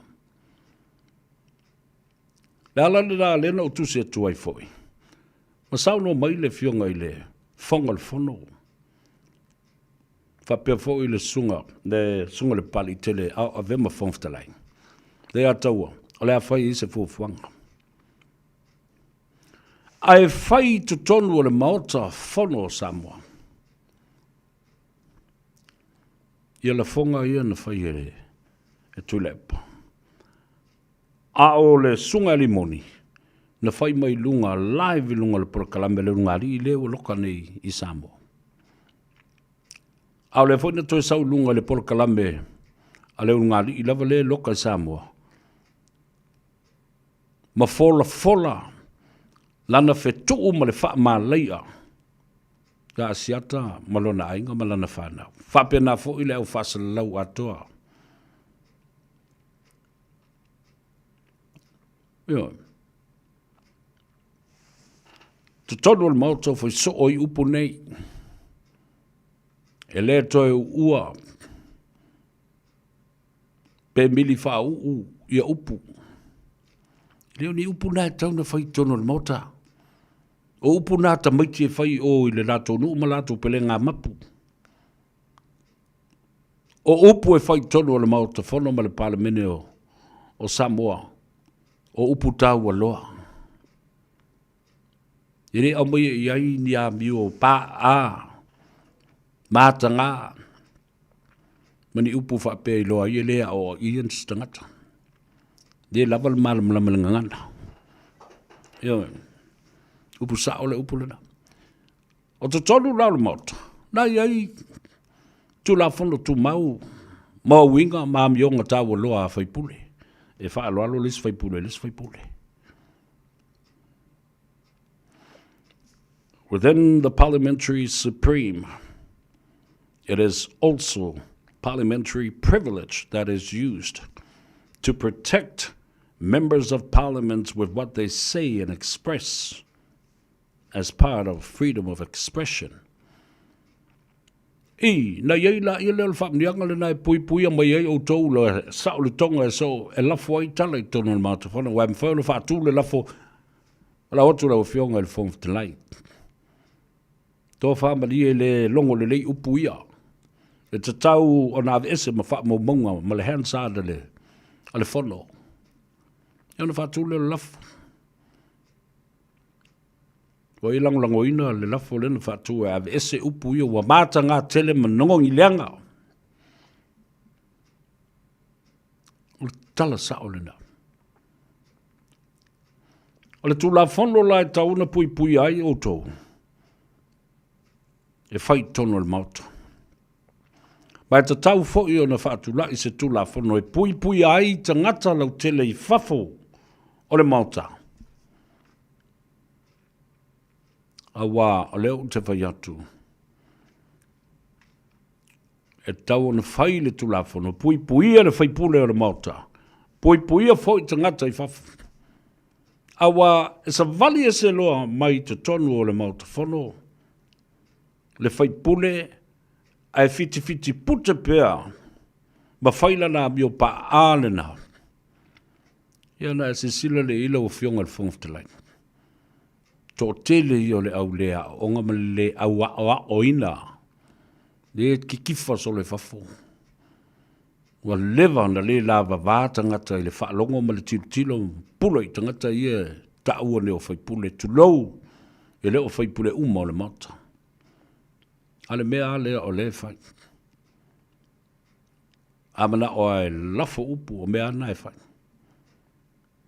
Protect your members of parliament within the parameters of the House of Parliament. Because they are only protected by the privilege, the parliamentary privilege in tono mauta. Pui ai. A kifo maloi fafo. Pe sau ingu I leo se, pe sau ingu ngei se papu ngei po se pā ngei. Ai maua teiteia I loe tangata. Ia le mea la nai whatu ai. Le la valo e tangata on sai. Na me fai. E alu la tol fai pule maambolo na I. Tulau fa fonga le tunu. Wo feita tangata. O leo toi le la vai o tangata on sai. E mata ngata le lafo e fai pule I tangata anu o le tunu. That's why I say, and again, o tau silsila na upu na lafo e li mongi le sunga le asiata. Talo fai le vai malai.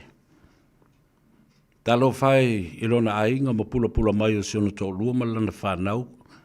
Na iona mātua mo na ainga. Ai meise nei ainga e tō tele, ngafa, māwalulunga. E ulawa vale tangata. Au tō whafonga I upu na lafo. Whamea li mongi. Te musu e toe wha leo atu nā upu e mātanga. Ai tau langa e whafonga mai ele whongftalai. Lele I kilipia. Yo wha no. Ai whai mai lunga le polo kalame leo ngari. Ile nā mela nā leino whai atu te whina watu. Wale o toe whai o mai lan tala leanga leo ngari. Wa fefefe le whaamsinonga ma le polo inga le whaamsinonga.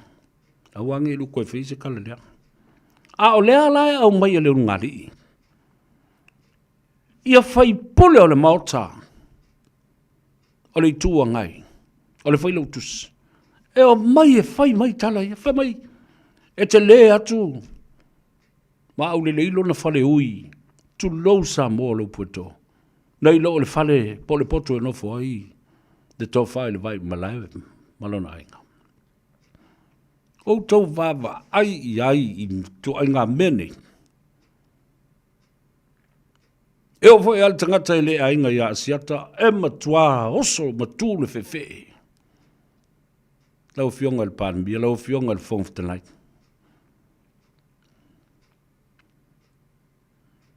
Lau fionga foi e le ofisa le fono. Wha mole mole. Seu sila matoi tanga i ambionga nei tau loa. Ma le mi ngau. Le la mai lu ngali le. There should be part of the bail conditions to stop the whole program all together at once. Taufi. Wa le fai ma fa nga mai tangata nei o mai fai mai o la to winga le mi ngau ia.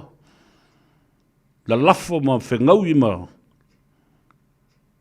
whai mai i lea tunu. Whano noa tele. Whano noa tele i ea tu ai ngā winga. Ia. Whatalo whatu ia o lepa, alon se fumba o lepa, ia whapea fōi. Ia Harmony Baele, ia o motu lau pepa, talo whalawa alon se fua, polonga leu pena, unasa, aftaile mafuta mai.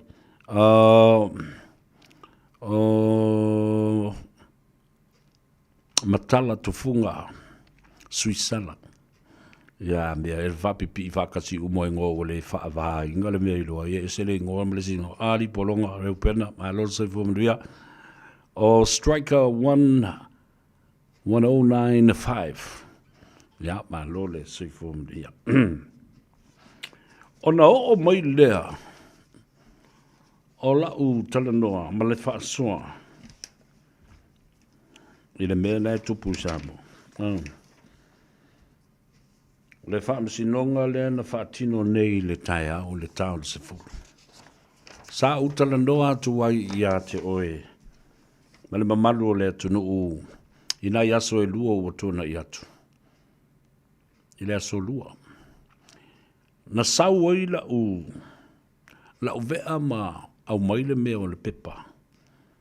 Mai tanga isa vea. E le tangata wa nofo ma whaile recording. Ma tuua ia ai. Whapea o le whaamauninga lea as part of an evidence between the case of Tuiloma, Lancelota, Pule la Meko. Ma le fionga i le sui pale mia. Ia toi lupe o na semo paumuli nuku. Mo ia. Le ala lea recording safai. Le uto whaafonga tune iai. A o whaatino le whaamsinonga lea i le vā o tue lupe ma le fionga ia Tuiloma. O Tuiloma, sa ta mo e mai lalo le whainga panota i le fua ale hero pipi. Wha manino atu pea ma wha mamla matu pea. Ina ia manino le wha fonga le tunu uru mea le wo o iai. Tuiloma versus Tuilupe. Tangi o le palota, wha pea le iai ni mata upu wha ala tua sa tulai mai ai. Sau le taamisanga lona lua, o toi talanoa le tumalo o e langolangoina Tuiloma, ma e langolangoina Tuilupe. Awa sa iai fo mo lianga. Counter petitions and charges by Tuilupe against Tuiloma. Sau le taamisanga lona lua, ua feuta ngai maso le pule ina ia ave le matau puitua. O le taunu unga le nā. Ua mali lia uma iai ia sui nei. O le tu malo fale ali li tas. Peitai! E o mai o le a whai le talanoanga. Au mai ma submissions i le mafua anga o le a ave i tua le mataupu. Ai land loa ma le application. Tau nuu loa. Ma le talo sanga a le hero pipi. Tui le epa ma le vaenga. E fia wha lave i le whai unga a Tuiloma, ma Tuilupe lea ua mali lie iai e ave i tua, ia tangi uma e lua i tu e lua. O maifo le talo sanga, talia le whaamsinonga mawalunga, the Supreme Court. Wai le to ise pili I le valea. Secondly, o le fionga le whaamsino sili, the Honorable Chief Justice Satiu Simativa Perese, and another Supreme Court judge, Justice Honorable Le Atawa Lesa Clark, Darrell Clark. The two most senior justices of the Supreme Court are presiding over this case. Wawaila le tele I o le ngau sale usa. Ua talu sanga mai le hero pipi, ma le vaenga whaupwhai. I le whaamsinonga, ta talo mai, fia whaala velave. We want to intervene. Ona, o le ala mea leon whaala velave. Whaala velave wha mai o loo iai le lātou talitonunga, iai a lātou mau ma mori mau.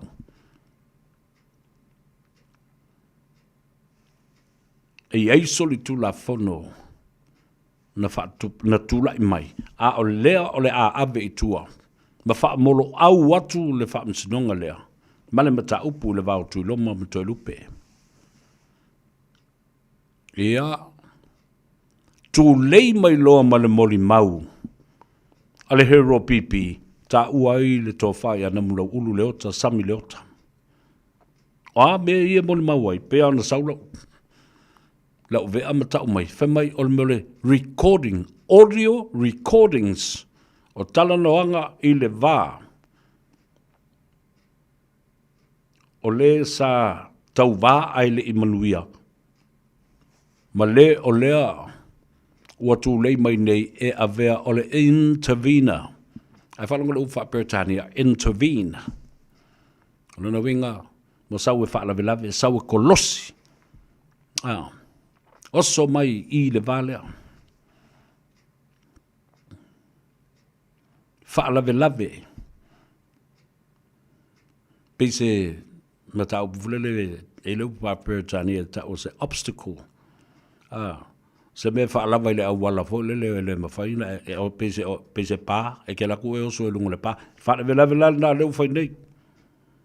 O le ala mea o tūlai mai. Wa sau nei na mulau ulu. Wa uma na whaia lana moli mau, wa uma na whaatautoina. Le moli mau tustusia, a sworn affidavit, written statement. Le la ua mai nei wa ngā pālo ma le whaamsinonga. Wa mana na o le to lua lea, to e lupe ma tui loa mai ave tua ma ta upu. Whaala velave ma iai le hero pipi, ai mo moli mai le lātou mau. O le toa whai anam lau. Sau nam lau uru whaina na moli mau tustusia, whaatauto. Moria mai loa oi ele moria ai wa a ami I le polo inga le whaamsinonga. Nam lau uru sau. Sau e tu I e whaila moli mau. I tusi ba ye nam la ulu. Ile whamsinonga. No, I don't want to anymore. Namula ulu was reluctant, but he is the intervener. He has been subpoenaed and now warrant and summoned by the courts to come. Mafaila mulma. Alela wa mai tau nei. Wailo nei. Momua. E fa soli tu la fono le puaina o le talanoanga lea o sau nei. Illegal recording. Ana o peste tuai. Ana nafi matala tu ana nafi. La upulmuli ala nana faya tu nafi. Wala e mantua. Faiva tele fa longo. Ya le atau o savea. O ma faufonga ma usa ililinga ma suenga e faya. Ngā luenga le nei. Mata upu e talanoa. Ya ima fa so ya. Then au fatuai. Namla ulu. Mau tau le hero pipi. O ave tūl mtau mtau.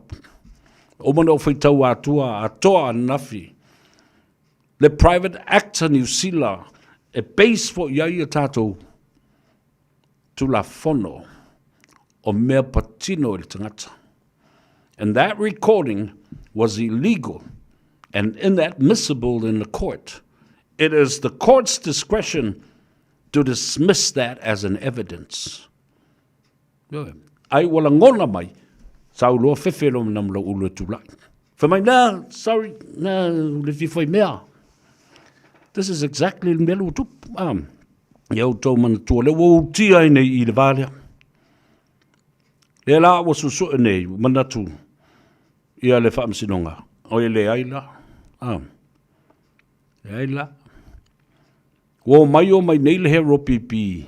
E talo sanga. And then the application was granted by the Supreme Court. But the main witness to intervene in this, lea, le mori mau lea, mau tutu lea, a ua musu fo manam la ulu. So you see the whole scenario.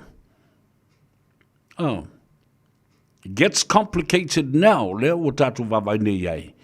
Ua whainga tā.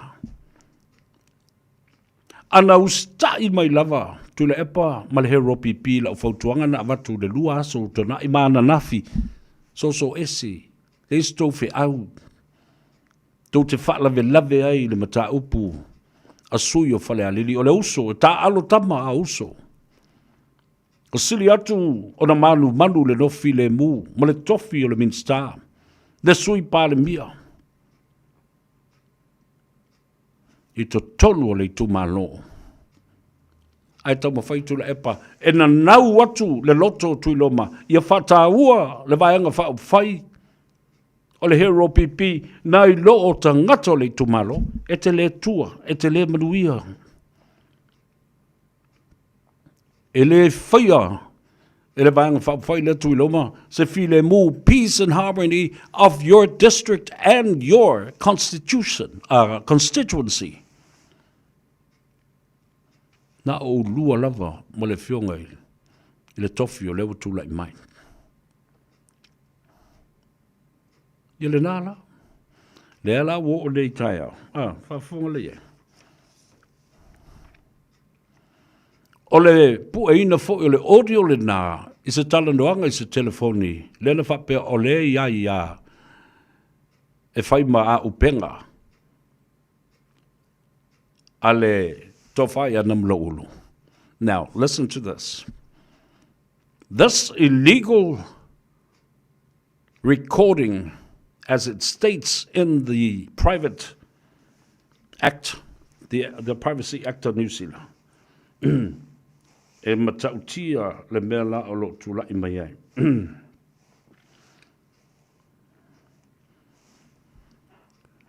La mena la ina po le mea. Why did the recordings were recorded and stored? I said, la mina la ina fai. E te lei fasili o ia toi lupe. Ia mali o le uso ka ai ngā kuawa ma ka kalankuanga whatsamangoa, samsamangoa le fai ale o tango pue. E te lei fasili I se whatangana. Ale sui pale mi e te tango ai e pue whasolitu la fono le mea lea. And it won't be admissible in court as an evidence. Because why? It was illegal. Na ubano fatua nafi mtalatu nafi oi ave tu le mea le nā. E tau oi whango le tangata le mtau pura. Lea la o tu lai mai nei le tai au le nei. Nā mele o tu lai mai nei le tai au. Wa o toi mai le tau le lua. Whai atu le whamasino. Whai mai lo ma uni sapolu. Le tofa le sunga iau nasa uni sapolu. Whamai. Lau whionga I whamasino. Au mai ni aso se lima se I mātou talnoa. Wai loa le ye uni. Po unasa uni sapolu, le tua whawhine. E te lele o ngahonga le mea lea.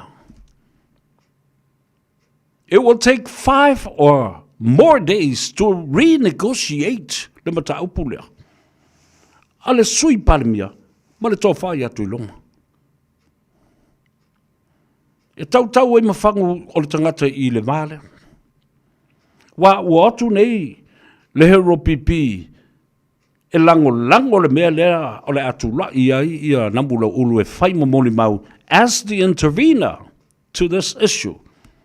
Ai waku e kau i mawhanguinga. Ioi. E rea ngā tala whaasoli tū la whono le puaina o se tala noanga. E rea mawhai na whaonga ina o se evidence. Aisia, langa yeile upu e tau i langa ngana Peritania. It's going to be incriminating and implicating. Bingo le mena, e tau sala ina ai. Ma tau leanga ina ai, ma pe e fōringa mai ai. The recording was illegal and also has a malicious intention. Nā le mea le nā. Nā lana whai le recording nā. Ona le manatu na i whaati tō ma whaau ngā muli ane e tau saleanga ina ai se tangata ma tau leanga ina ai o soli se tū la whono. Ua whau e soli se tū la whono. Oko kai ma tau ti o le mea. Wa waila e. Le ua fiu e whaoso na mula ulu e whaau aula na muli mau. It's a sworn in affidavit. Ua umana tau tō a wā le mea tupu ai i tau whangolo na mula ulu i le tau tō pepelo. A ua musu e whaau ngā a le ua sapina mai le upor sapina polo inga wha le tula whono. A le wha msinonga sau e whai lau tala i le mea lea. Lea ua umana e tau tō lau tau tōng i le moli mau tustusia. So you see, ladies and gentlemen, toi ngā mela le la o i nei tae. Tāru se furu le tae au le la. La o nei tala noa. E alu le po atoa le na nei o lai tala noa o fefefe le mele na fwe atu e whai. Yeah. Apu na whai atu ale, fautuanga nafi, stay away. Lea o tātou tilo ne iai le mata upule vai. Peace and harmony for the sake of Falealili district and constituency as a message and an issue pertaining to Tuelupe and Tuiloma alone. Lea la wa aafia i male HRPP manamla ulu. E mana na o mai i le hero PP. Toso atu Tuiloma, yo.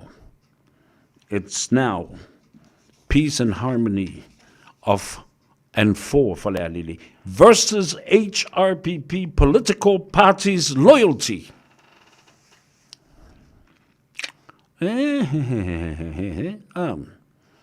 O tau se sila la i le mele matau tia le mele ui ai. Faufaunga.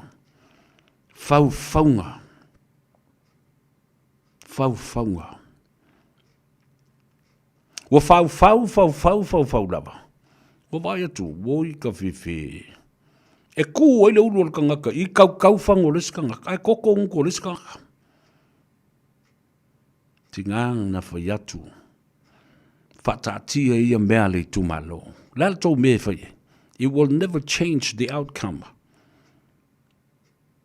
The election is over. It wouldn't change anything. It is what it is now. The numbers will remain the same. And the core issue here, le mata upu tā ua I, o le mali li e whatasi o Tuiloma, male sui pāremia, ia tausi le vāda nofo, male file mu, o le lai tu malo, peace and harmony for Falealili. Save the day, mali ia, tu watu le tofi alu natama, o le tu malo. Nofo le siuso, tausi le file mu. Aia, e atia, ia le pou, atia le fatu. Ia. Atia le manu ai niu. Oi la le manu ai niu le I. Wata ua atu le pati whai, ma le whaafale tui o le hero PP, ma le vaenga whaapolokiki, nai lo o le file mu o le tumalo. Ma le tausi ai o le file mu, ma le alofa I le vao uso e lua mai le tumalo. Tuiloma, malo le toa. Deo vai atu lava le toa. Ta malo to fa. Ele ngalo foi oi mo winga mali ma tau safia. Au tatou sava vali ai ma fa omo mai ma pu solo. Ele. O le mea na vase ai le tau o le tofai ono. Ai fai mai mali atoa ma le tui atua. This is the place. Vase ai le tau ma whaafuata le utongi a le tofai ono. O ia, o ele ia, o le a whātua ai, o le malai, ma le laumua o le kolisio Samoa. Ia o tau ai, tama whanau o le atunu, a whaiva se lau 5 ma le tolu. A o tā pena le tūto tasi o Samoa. Ele nā o le papa i ngala.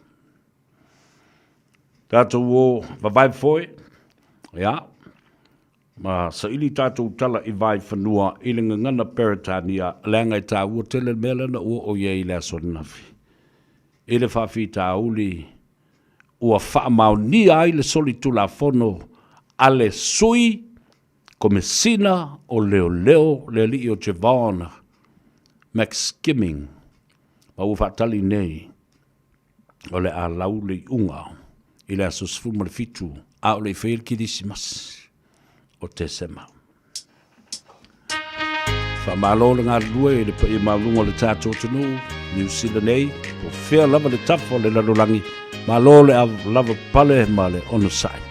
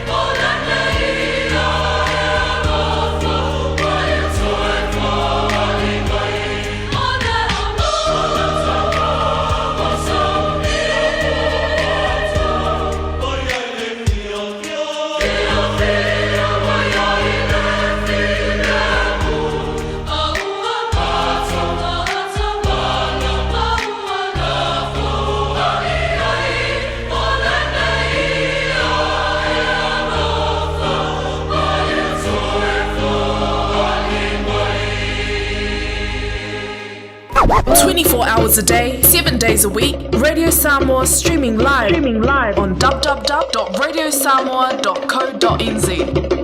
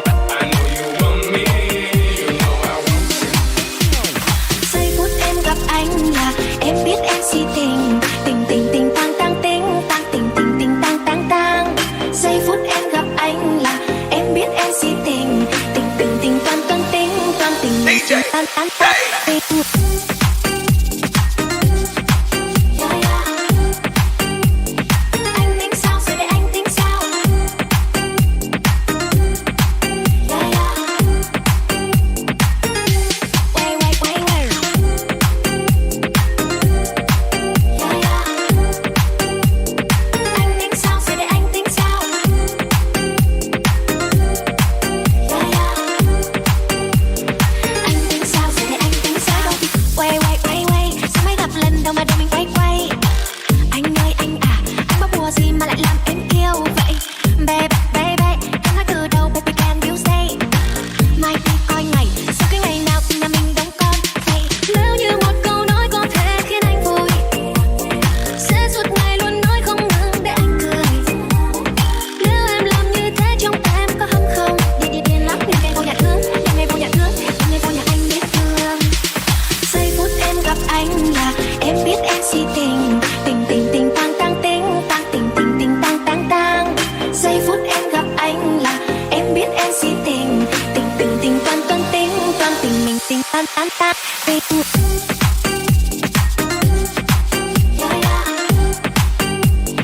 Anh tính sao rồi để anh tính sao?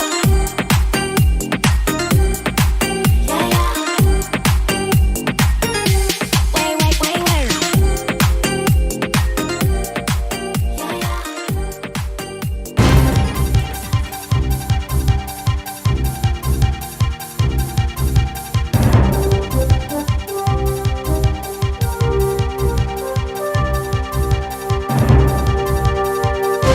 In this update, anger, tears and interjections in Parliament as coalition parties voted the Regulatory Standards Bill through its last hurdle.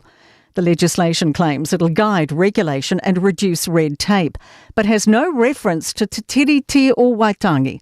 ACT's Todd Stevenson suggested the opposition should support it. When it infringes treaty property rights, it actually will be a useful thing. Labour MP Arena Williams was brought to tears during her speech. For that member to stand in this House and to claim that land takings will be solved by this bill, that property rights will be protected and that those people who still have no justice in the eyes of the state is a farce. The police commissioners instructed specialist investigators to see whether the mixed skimming scandal amounts to a perversion of justice. Fallout continues from revelations in an IPCA report that's found senior police staff inadequately managed serious allegations against former Deputy Commissioner Jevon McSkimming. Harassment charges against the complainant have been dropped, but she's still being prosecuted for emails sent to the lead investigating officer and his wife. Richard Chambers says he's checking the legal situation. Because I want to be reassured that there's nothing more to see here. I've asked that. I haven't got that answer yet. The US government will now reopen after an historic 43-day shutdown after US President Donald Trump signed off a divisive bill. It backpays federal staffers who'll return to work, funds government departments and reverses layoffs. Retailers are crossing their fingers. Sales will lift. Stats NZ data shows card spending was up 0.2% last month on the month before. Police say there are serious injuries after a two-vehicle crash about 5 this afternoon on State Highway 3 near New Plymouth Airport. And that's news. In sport, the Black Caps have won their T20 series against the West Indies 3-1 after an emphatic 8-wicket win in Dunedin. Windies captain Shea Hope told TVNZ Plus a desire to be positive and put the Black Caps bowlers under pressure backfired as their top order crumbled. Maybe that's one of our Achilles heel, especially last couple of games that we played. It's something that we need to focus on going forward. The Windies could only muster 140. The Black Caps overhauled that with 8 balls to spare. And Kiwi former golf pro Phil Tauturangi is urging Daniel Hillier to focus solely on the Earth Course European Tour finale in Dubai starting tonight and avoid thoughts of needing to perform strongly to land a PGA Tour card for next season. That is sport. I'm Raylene Ramsey. Ia le na tawalunga tuai ia tātou tala mo le whaasalawina le taimuri mua. Muli le nei fo ia solulu. A stofi o le whaatawhiti o ngā ruenga fōi. O le nei fo i vai aso. Ia nau tau whaafonga iai. Pasi o le pili tutonu o le mautafono ma le palemene o New Zealand. Ua le amana ia ai le te iriti o Waitangi, the Treaty of Waitangi. O le tele o nisi o whanua sa le te tau o na whaa tauina. The Taking of the Lands Act. Lea ua le amana ia ai le whengainga no sia between the Crown and tangata whenua. O rono wing, wa whatangisi o tangata. Whatangisi whaipule i a lātou mōri mau. Ma lātou launga i le ofo. I le whenga malo o lea. The coalition government. Ia. Tau tilo fo iai, e toi fi nau fo le nei mata upu. Ai, e iai fo I tangata, o le alatou sila wa nene o Maori activist, land activist. A me se fo le fi naunga le sa fai nei. I le meta o le foreshore and seabed entitlement. O le me amata tuai ia whanua o Maori. Se I tau le aliti tai. A matatu I le alo, a matatu lunga le mele so I fuafua e ai ia le sami. E tau ma I ai le tafe o le sami. Se ia o inga tai le aliti tai. Foreshore and seabed. Ia le foi la o mai I le finaunga le I whanua me ele sa le tatau le whatauina le malo. A le ua fai.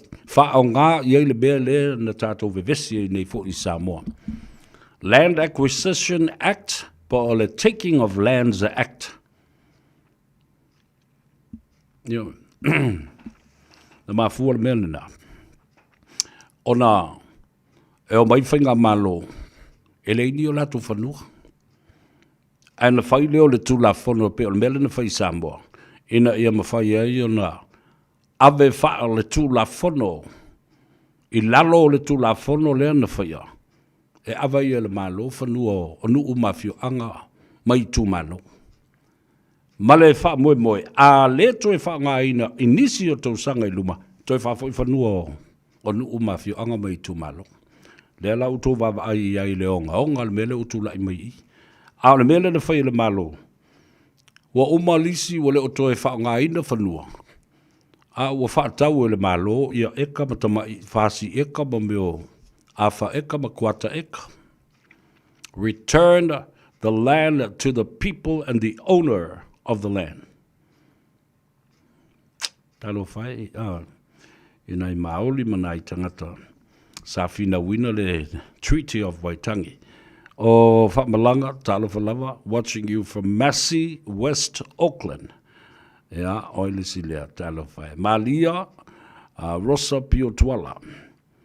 Guess who was behind this? Yes, everybody knows now. Le la la toi fa yatu la utala wa fa wa watu la utala le mata upu le intervena. Ma le mata upu le va o tuiloma ma toilupe. Ma le oso fa lava o le hero pipi ma fa le la itu. Talia le fa msinonga grant the application. Ai o mai tu le ba iluma ia namulo ulu e fai malato mori mau.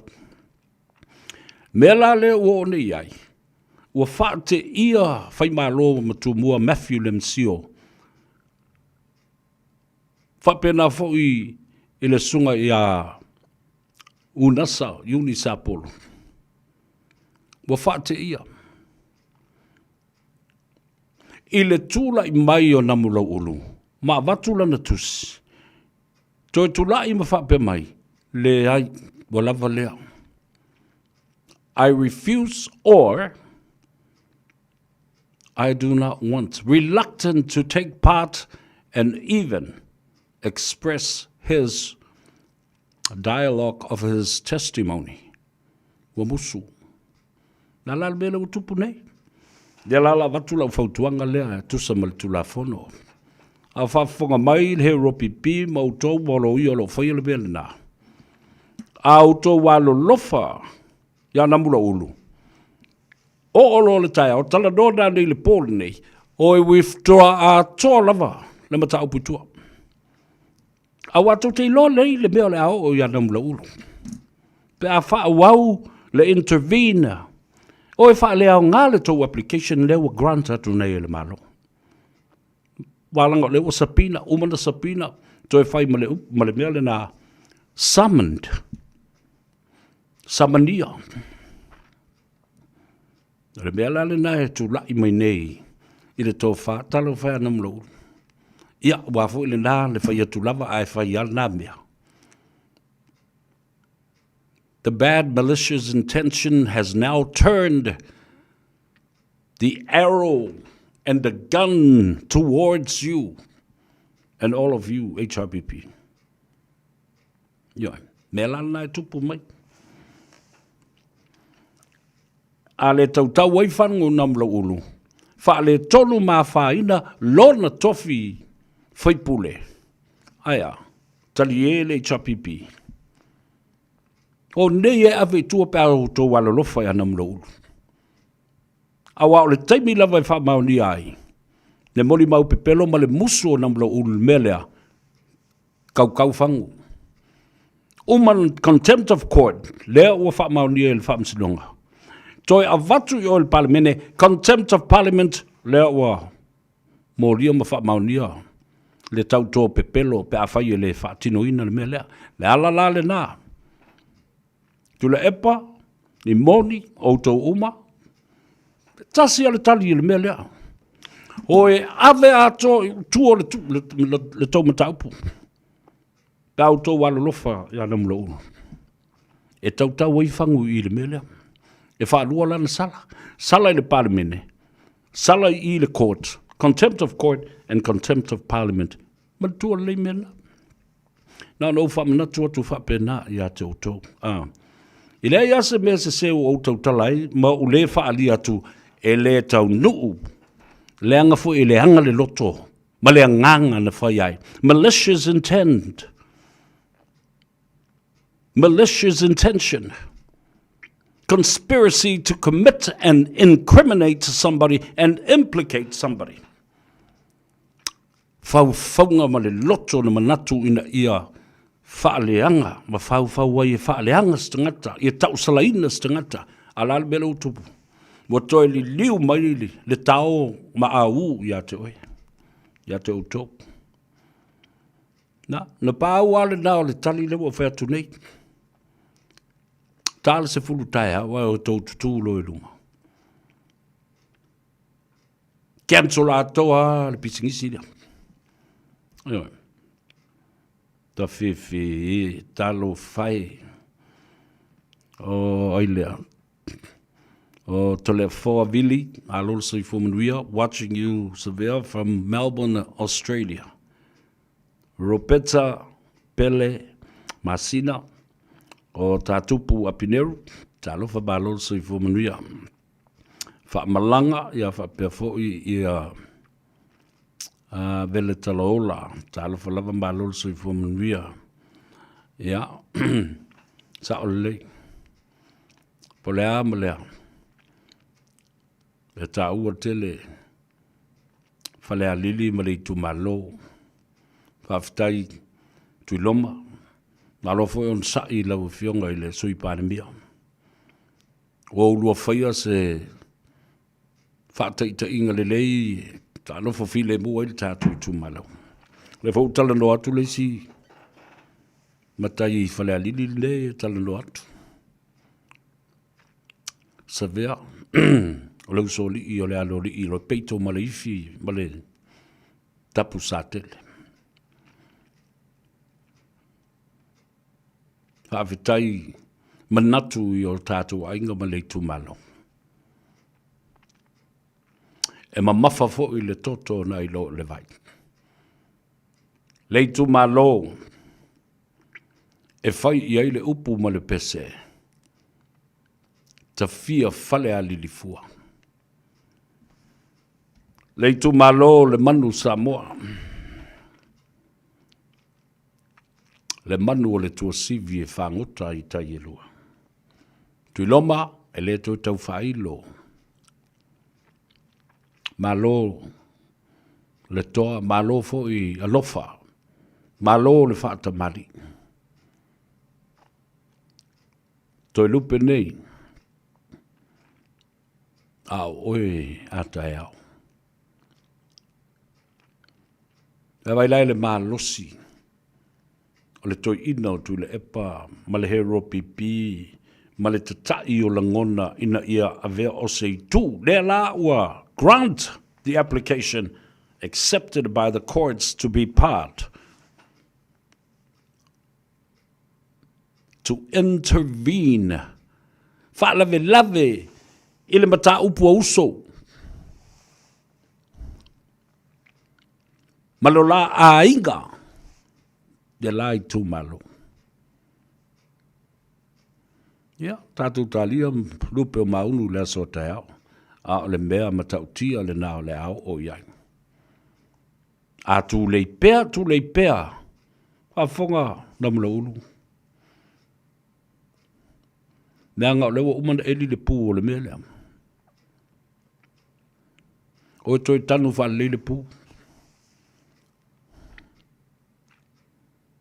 Mai mau le pū o le ele.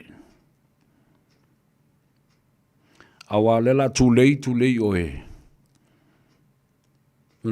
E mwe vo leo le mata. Tu lou swafa nam lau. O leo fionga fo i leota. O le wo mai ma le usu mai. E tu sa e form 3 atu ia sambi leota i longa ingo tau le lea. Alau te head boy o 6 form le o senga ono tau sanga whai o le alua se male. O whai waso. Yo. La o klato umama malimoni. Yo.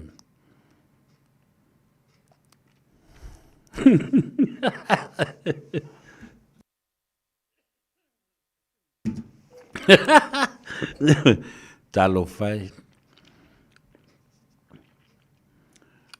Look after your careers. Whawhetai o le nau o toi te liu mai, ma toi fo i mai i le mauta whana ma le pāle mene, i le whiriwhiri ngā lo i tū mā lo, na mula ulu. Au tau silsila la i ai me whawhau lava.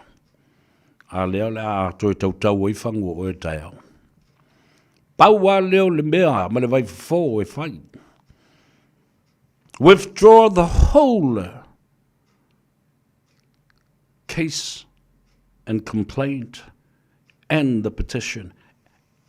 Ave ese a toa ma le tau intervene, ma le tau whalavenape. Withdraw your application.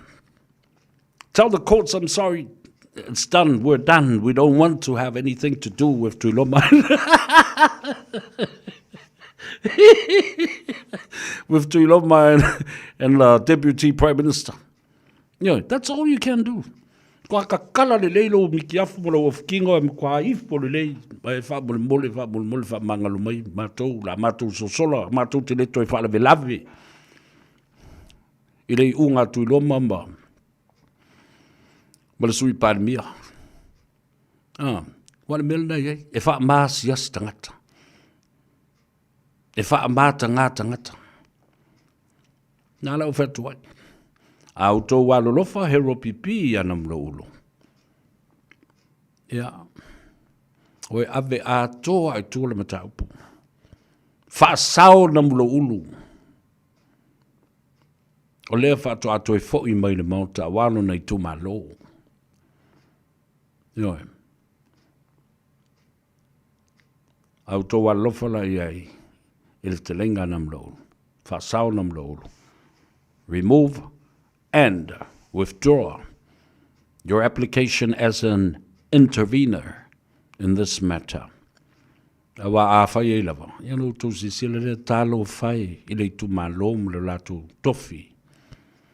E le ngata la i na tautau waifangu i le whamsinonga. And once you're implicated and you are found guilty in the court of law, you will be pursued in the parliament. Nalo mo lo whaasalanga I ma whaamaluia se mei I le court. Ma nei le ave tua a o le io o ina forceful ia le finangalo o le whaapasino ma le whaamasinonga. Ma whaapea to no way you can't withdraw this thing. Do it as early as possible as tonight.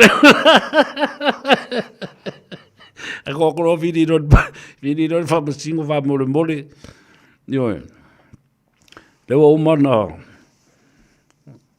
poto ia moli futi afu e tasi ale whaafalitui ma le vanga whaafai mātou te talo atu ma mole whaamangalo mai mātou toi whaase e tuangalo ia le mātou whaalawelawe lena whai io e whaase e tuangalo fo I ma le tō whai anam lo ulu wā waila I le mea lena whai nei anam lo ulu whaate ia I fo I le lato lo ia nātou te le I loa They were caught by surprise that Namula Ulu reluctantly stood up and said, "Hey, wa mo kusiak." Le vola o te fai fa mo mole. Fa ui mai tu o te le tili fia buri mau ia mea. Wala va fo ilea.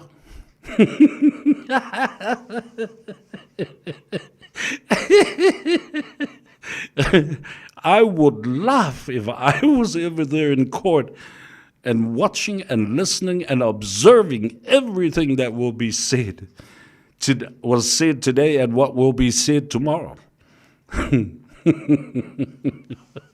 Yeah, le nala ia lo fa mai le tua. E le nei fo ia fiafi I ia I la tau o lo lungo le ala tele. Ia fa pe fo ia le tūlanga o le fa mai aina o ngā luenga. Ia ai le ngata fo I lea o le koloki o le kad ma e alu e su le pasi pe o lauta vale fai malie o Faiva. Ia ma ia tau nuu fo I male manuia I maota malau. O le sunga e Alau Adams, talofa lava, Amelia Mikaele, talofa. After ile mafuta mai, share our program so that people can actually enjoy it and have some sort of understanding about the legal issues that are faced in court by so many people this week. Ia whamaia le tala asui tupe selu. Mai le ato le leifo I pe a kau ai. Ia kau ai vai mamura uru. Ai koe, ia, on sai. On sai. Tau te alofa umalawa fo I seli, I le tofa ia namura ulu. Ia, mawhana le leifo I mawhtanga ma tūlanga whapena. Ia ai, o tau sile iai. E whalinga mai ai, wale ai se saolo tonga o I la tau o lo iai to tonu o le whawhale tui, ai mai se lava le vaenga whawhai, sui whai pule o lo o tula I mai nei.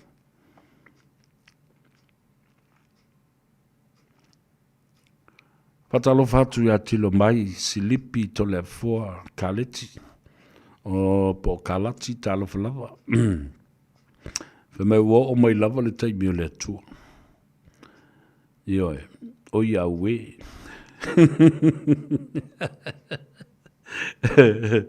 Lewa tā ua tele. O le sunga ia whetu wau. Tala le lei, talo falava malo le sui fumanuia. O tusa ching chang lauang. Kamangai fwere ngola o kamane. Ano tusa. Ia. Ale mea o telo fai. Ona o le loto tinga. So se mea ua sue masa ili se mea. E o lava I le whaatali talinga. Ma whaupunga e winga le whaamsinonga. Whabai na pau leo le mea le mātou te whaatali tali iai. O whaamsinonga. O whaamsinonga. O I e maua I le unga o lauri. O I e maua I le unga o le malo. O te matua I o uofo. O la ale me whaatalitari I whaapsinonga. O tau wā iato popole la uli se whaapsinonga. Na o tau wā lea. O tau tau mulu o. Mo fe ei. Whaamsinonga. E whalpui la uli. E guilty la uli. Ja. Guilty. Laat ook erbij, maar bouwen toe. There's no case to answer.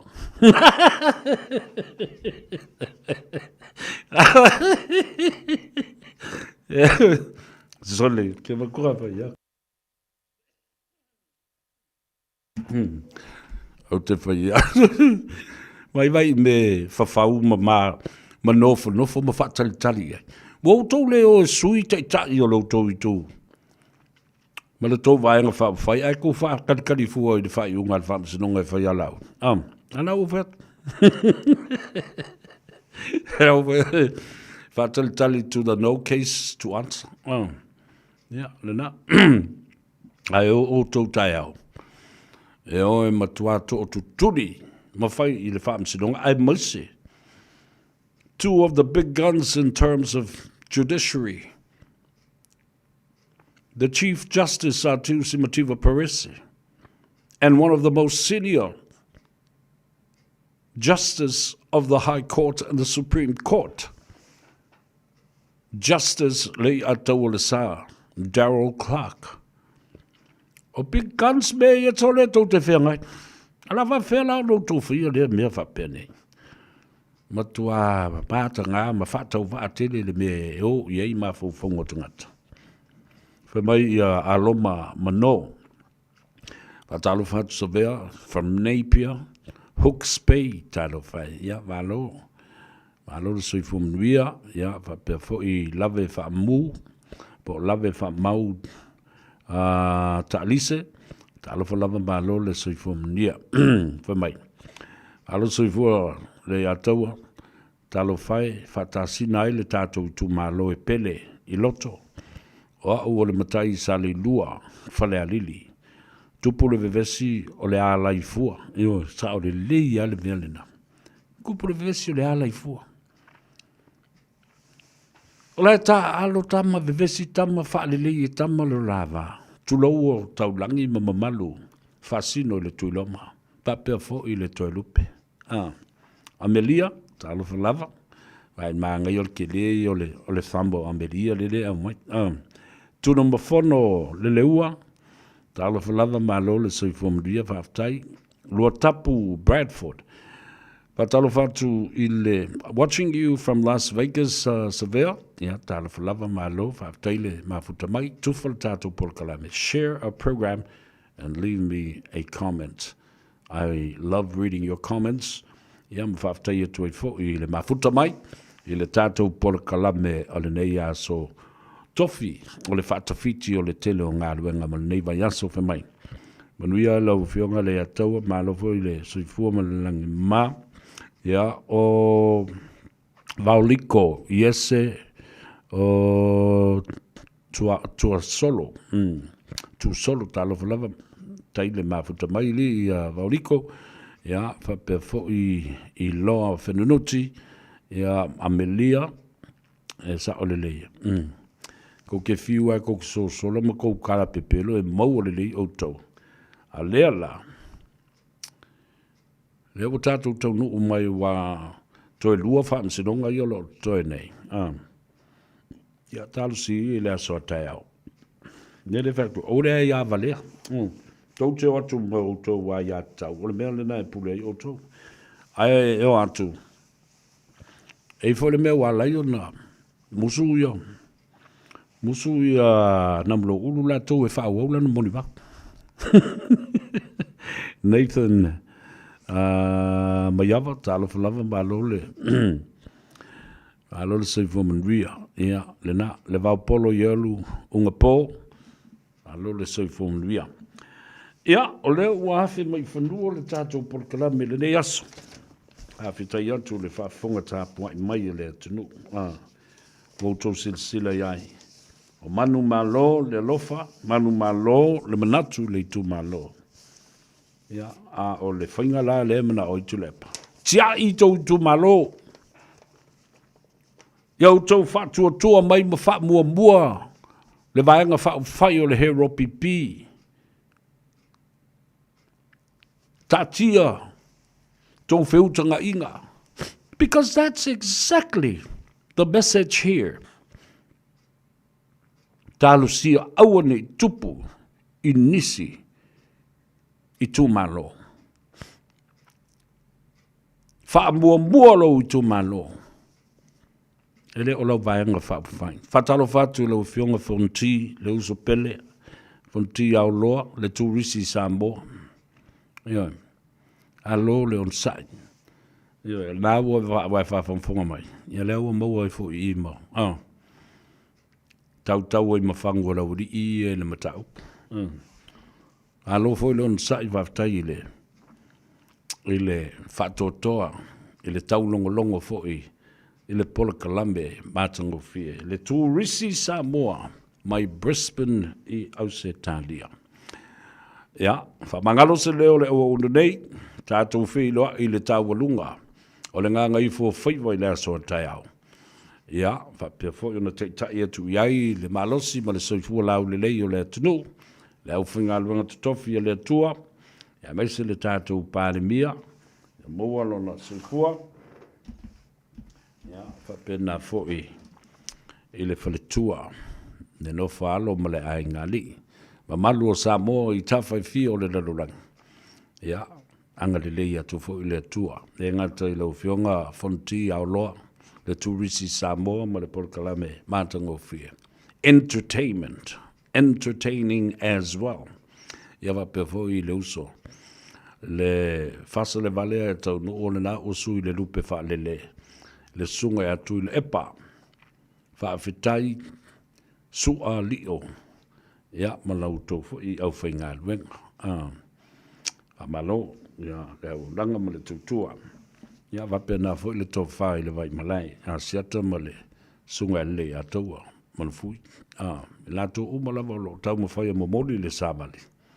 Ia, ma wha mala ma lamba. Le atunu ui mea lo tutupu. Awai mala ma lamba lo ma manino Samoa. Whai aloa whai unga le lei. Whai unga te tau.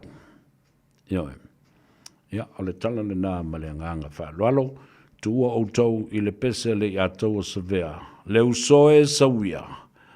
Pau se mea o moa. Te wha lango mai lo tau au lea. E te malo lo ma mapu ai. Ria tele nai te mamtina matua.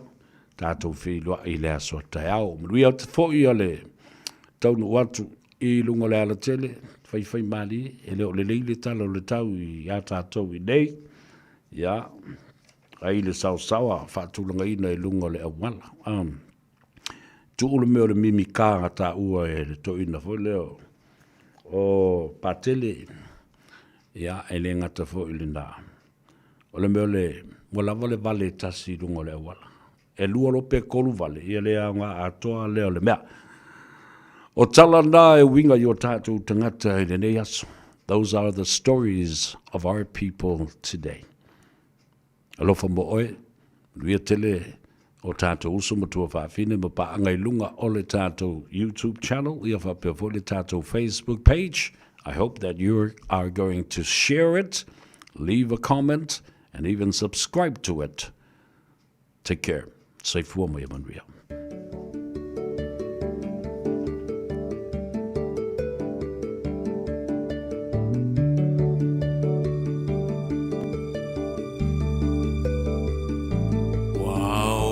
Pongisa whaapeo na puniti o le la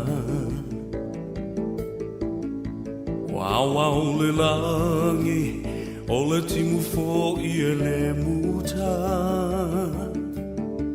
O fitilo na muenga wa tōwhai paloi mata Fitilo whai solo wa le tau ai lona loto E uso e sauia o le vai nulea e te tau mawhaina Papu mai e le pauno Le whaamalu lea ua e laina Ia whaamali e ina Pau o se mea ua au mawaina Whaalango mai Ilo utau au e te mapua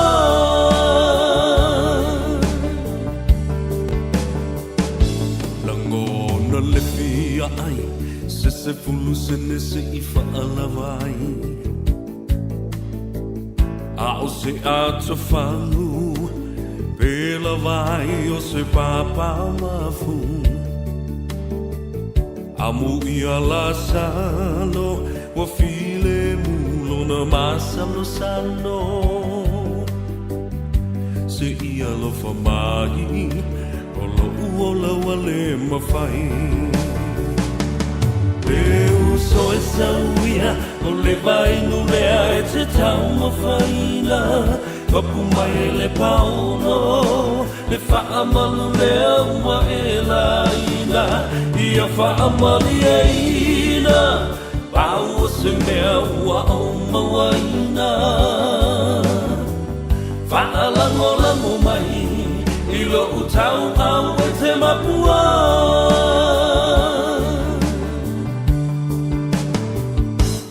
No fi mai mafia O soko ai le tau langa ua pia E la fua ina O ia o se tasi e lea no whaina E masa e sai O lava lava e le taina Puno masavali Le se upu e whai mai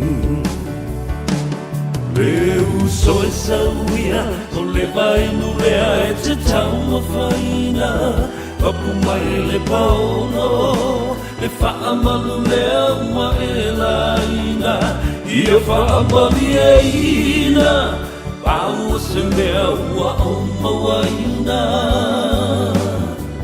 Whaalango mai I lo utau au e te mapua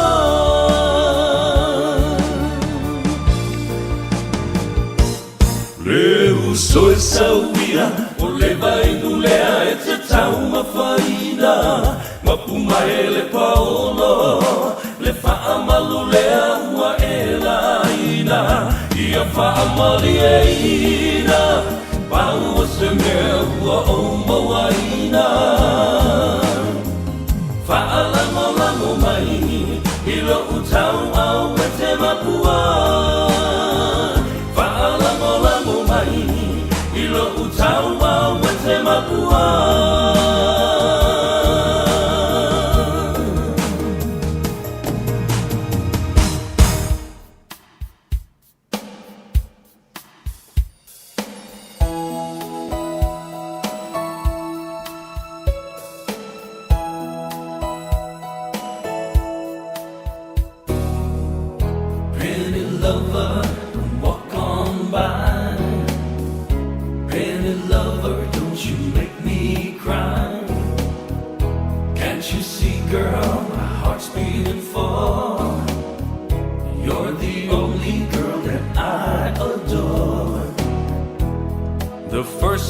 I saw you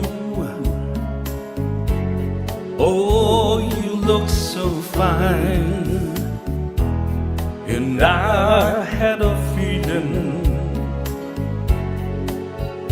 One day you'll be mine Honey, you came along And captured my heart Now my love is somewhere lost in your kiss When I'm all alone, it's you that I miss Girl, a love like yours is hard to resist Oh, oh, oh. Penny lover, my love's on fire Penny lover, you're my one desire Tell me, baby, could this be true? That I could meet someone like I need you Nights warm and tender Lying next to you Girl, I surrender What more can I do? I've spent all of my life in search of your love Now there's one more thing I'd like to say Don't you ever take your sweet love away Girl, I'll do anything, just please stay Oh, oh, oh.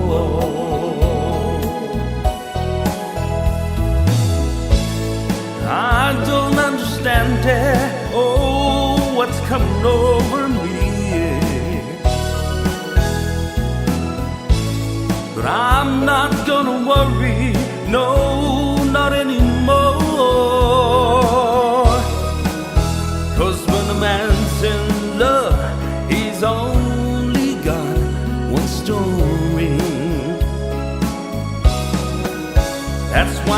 love is somewhere lost in your kiss. When I'm lost and alone, it's you that I miss. With a love like yours, it's hard to resist. Whoa, whoa, whoa, whoa.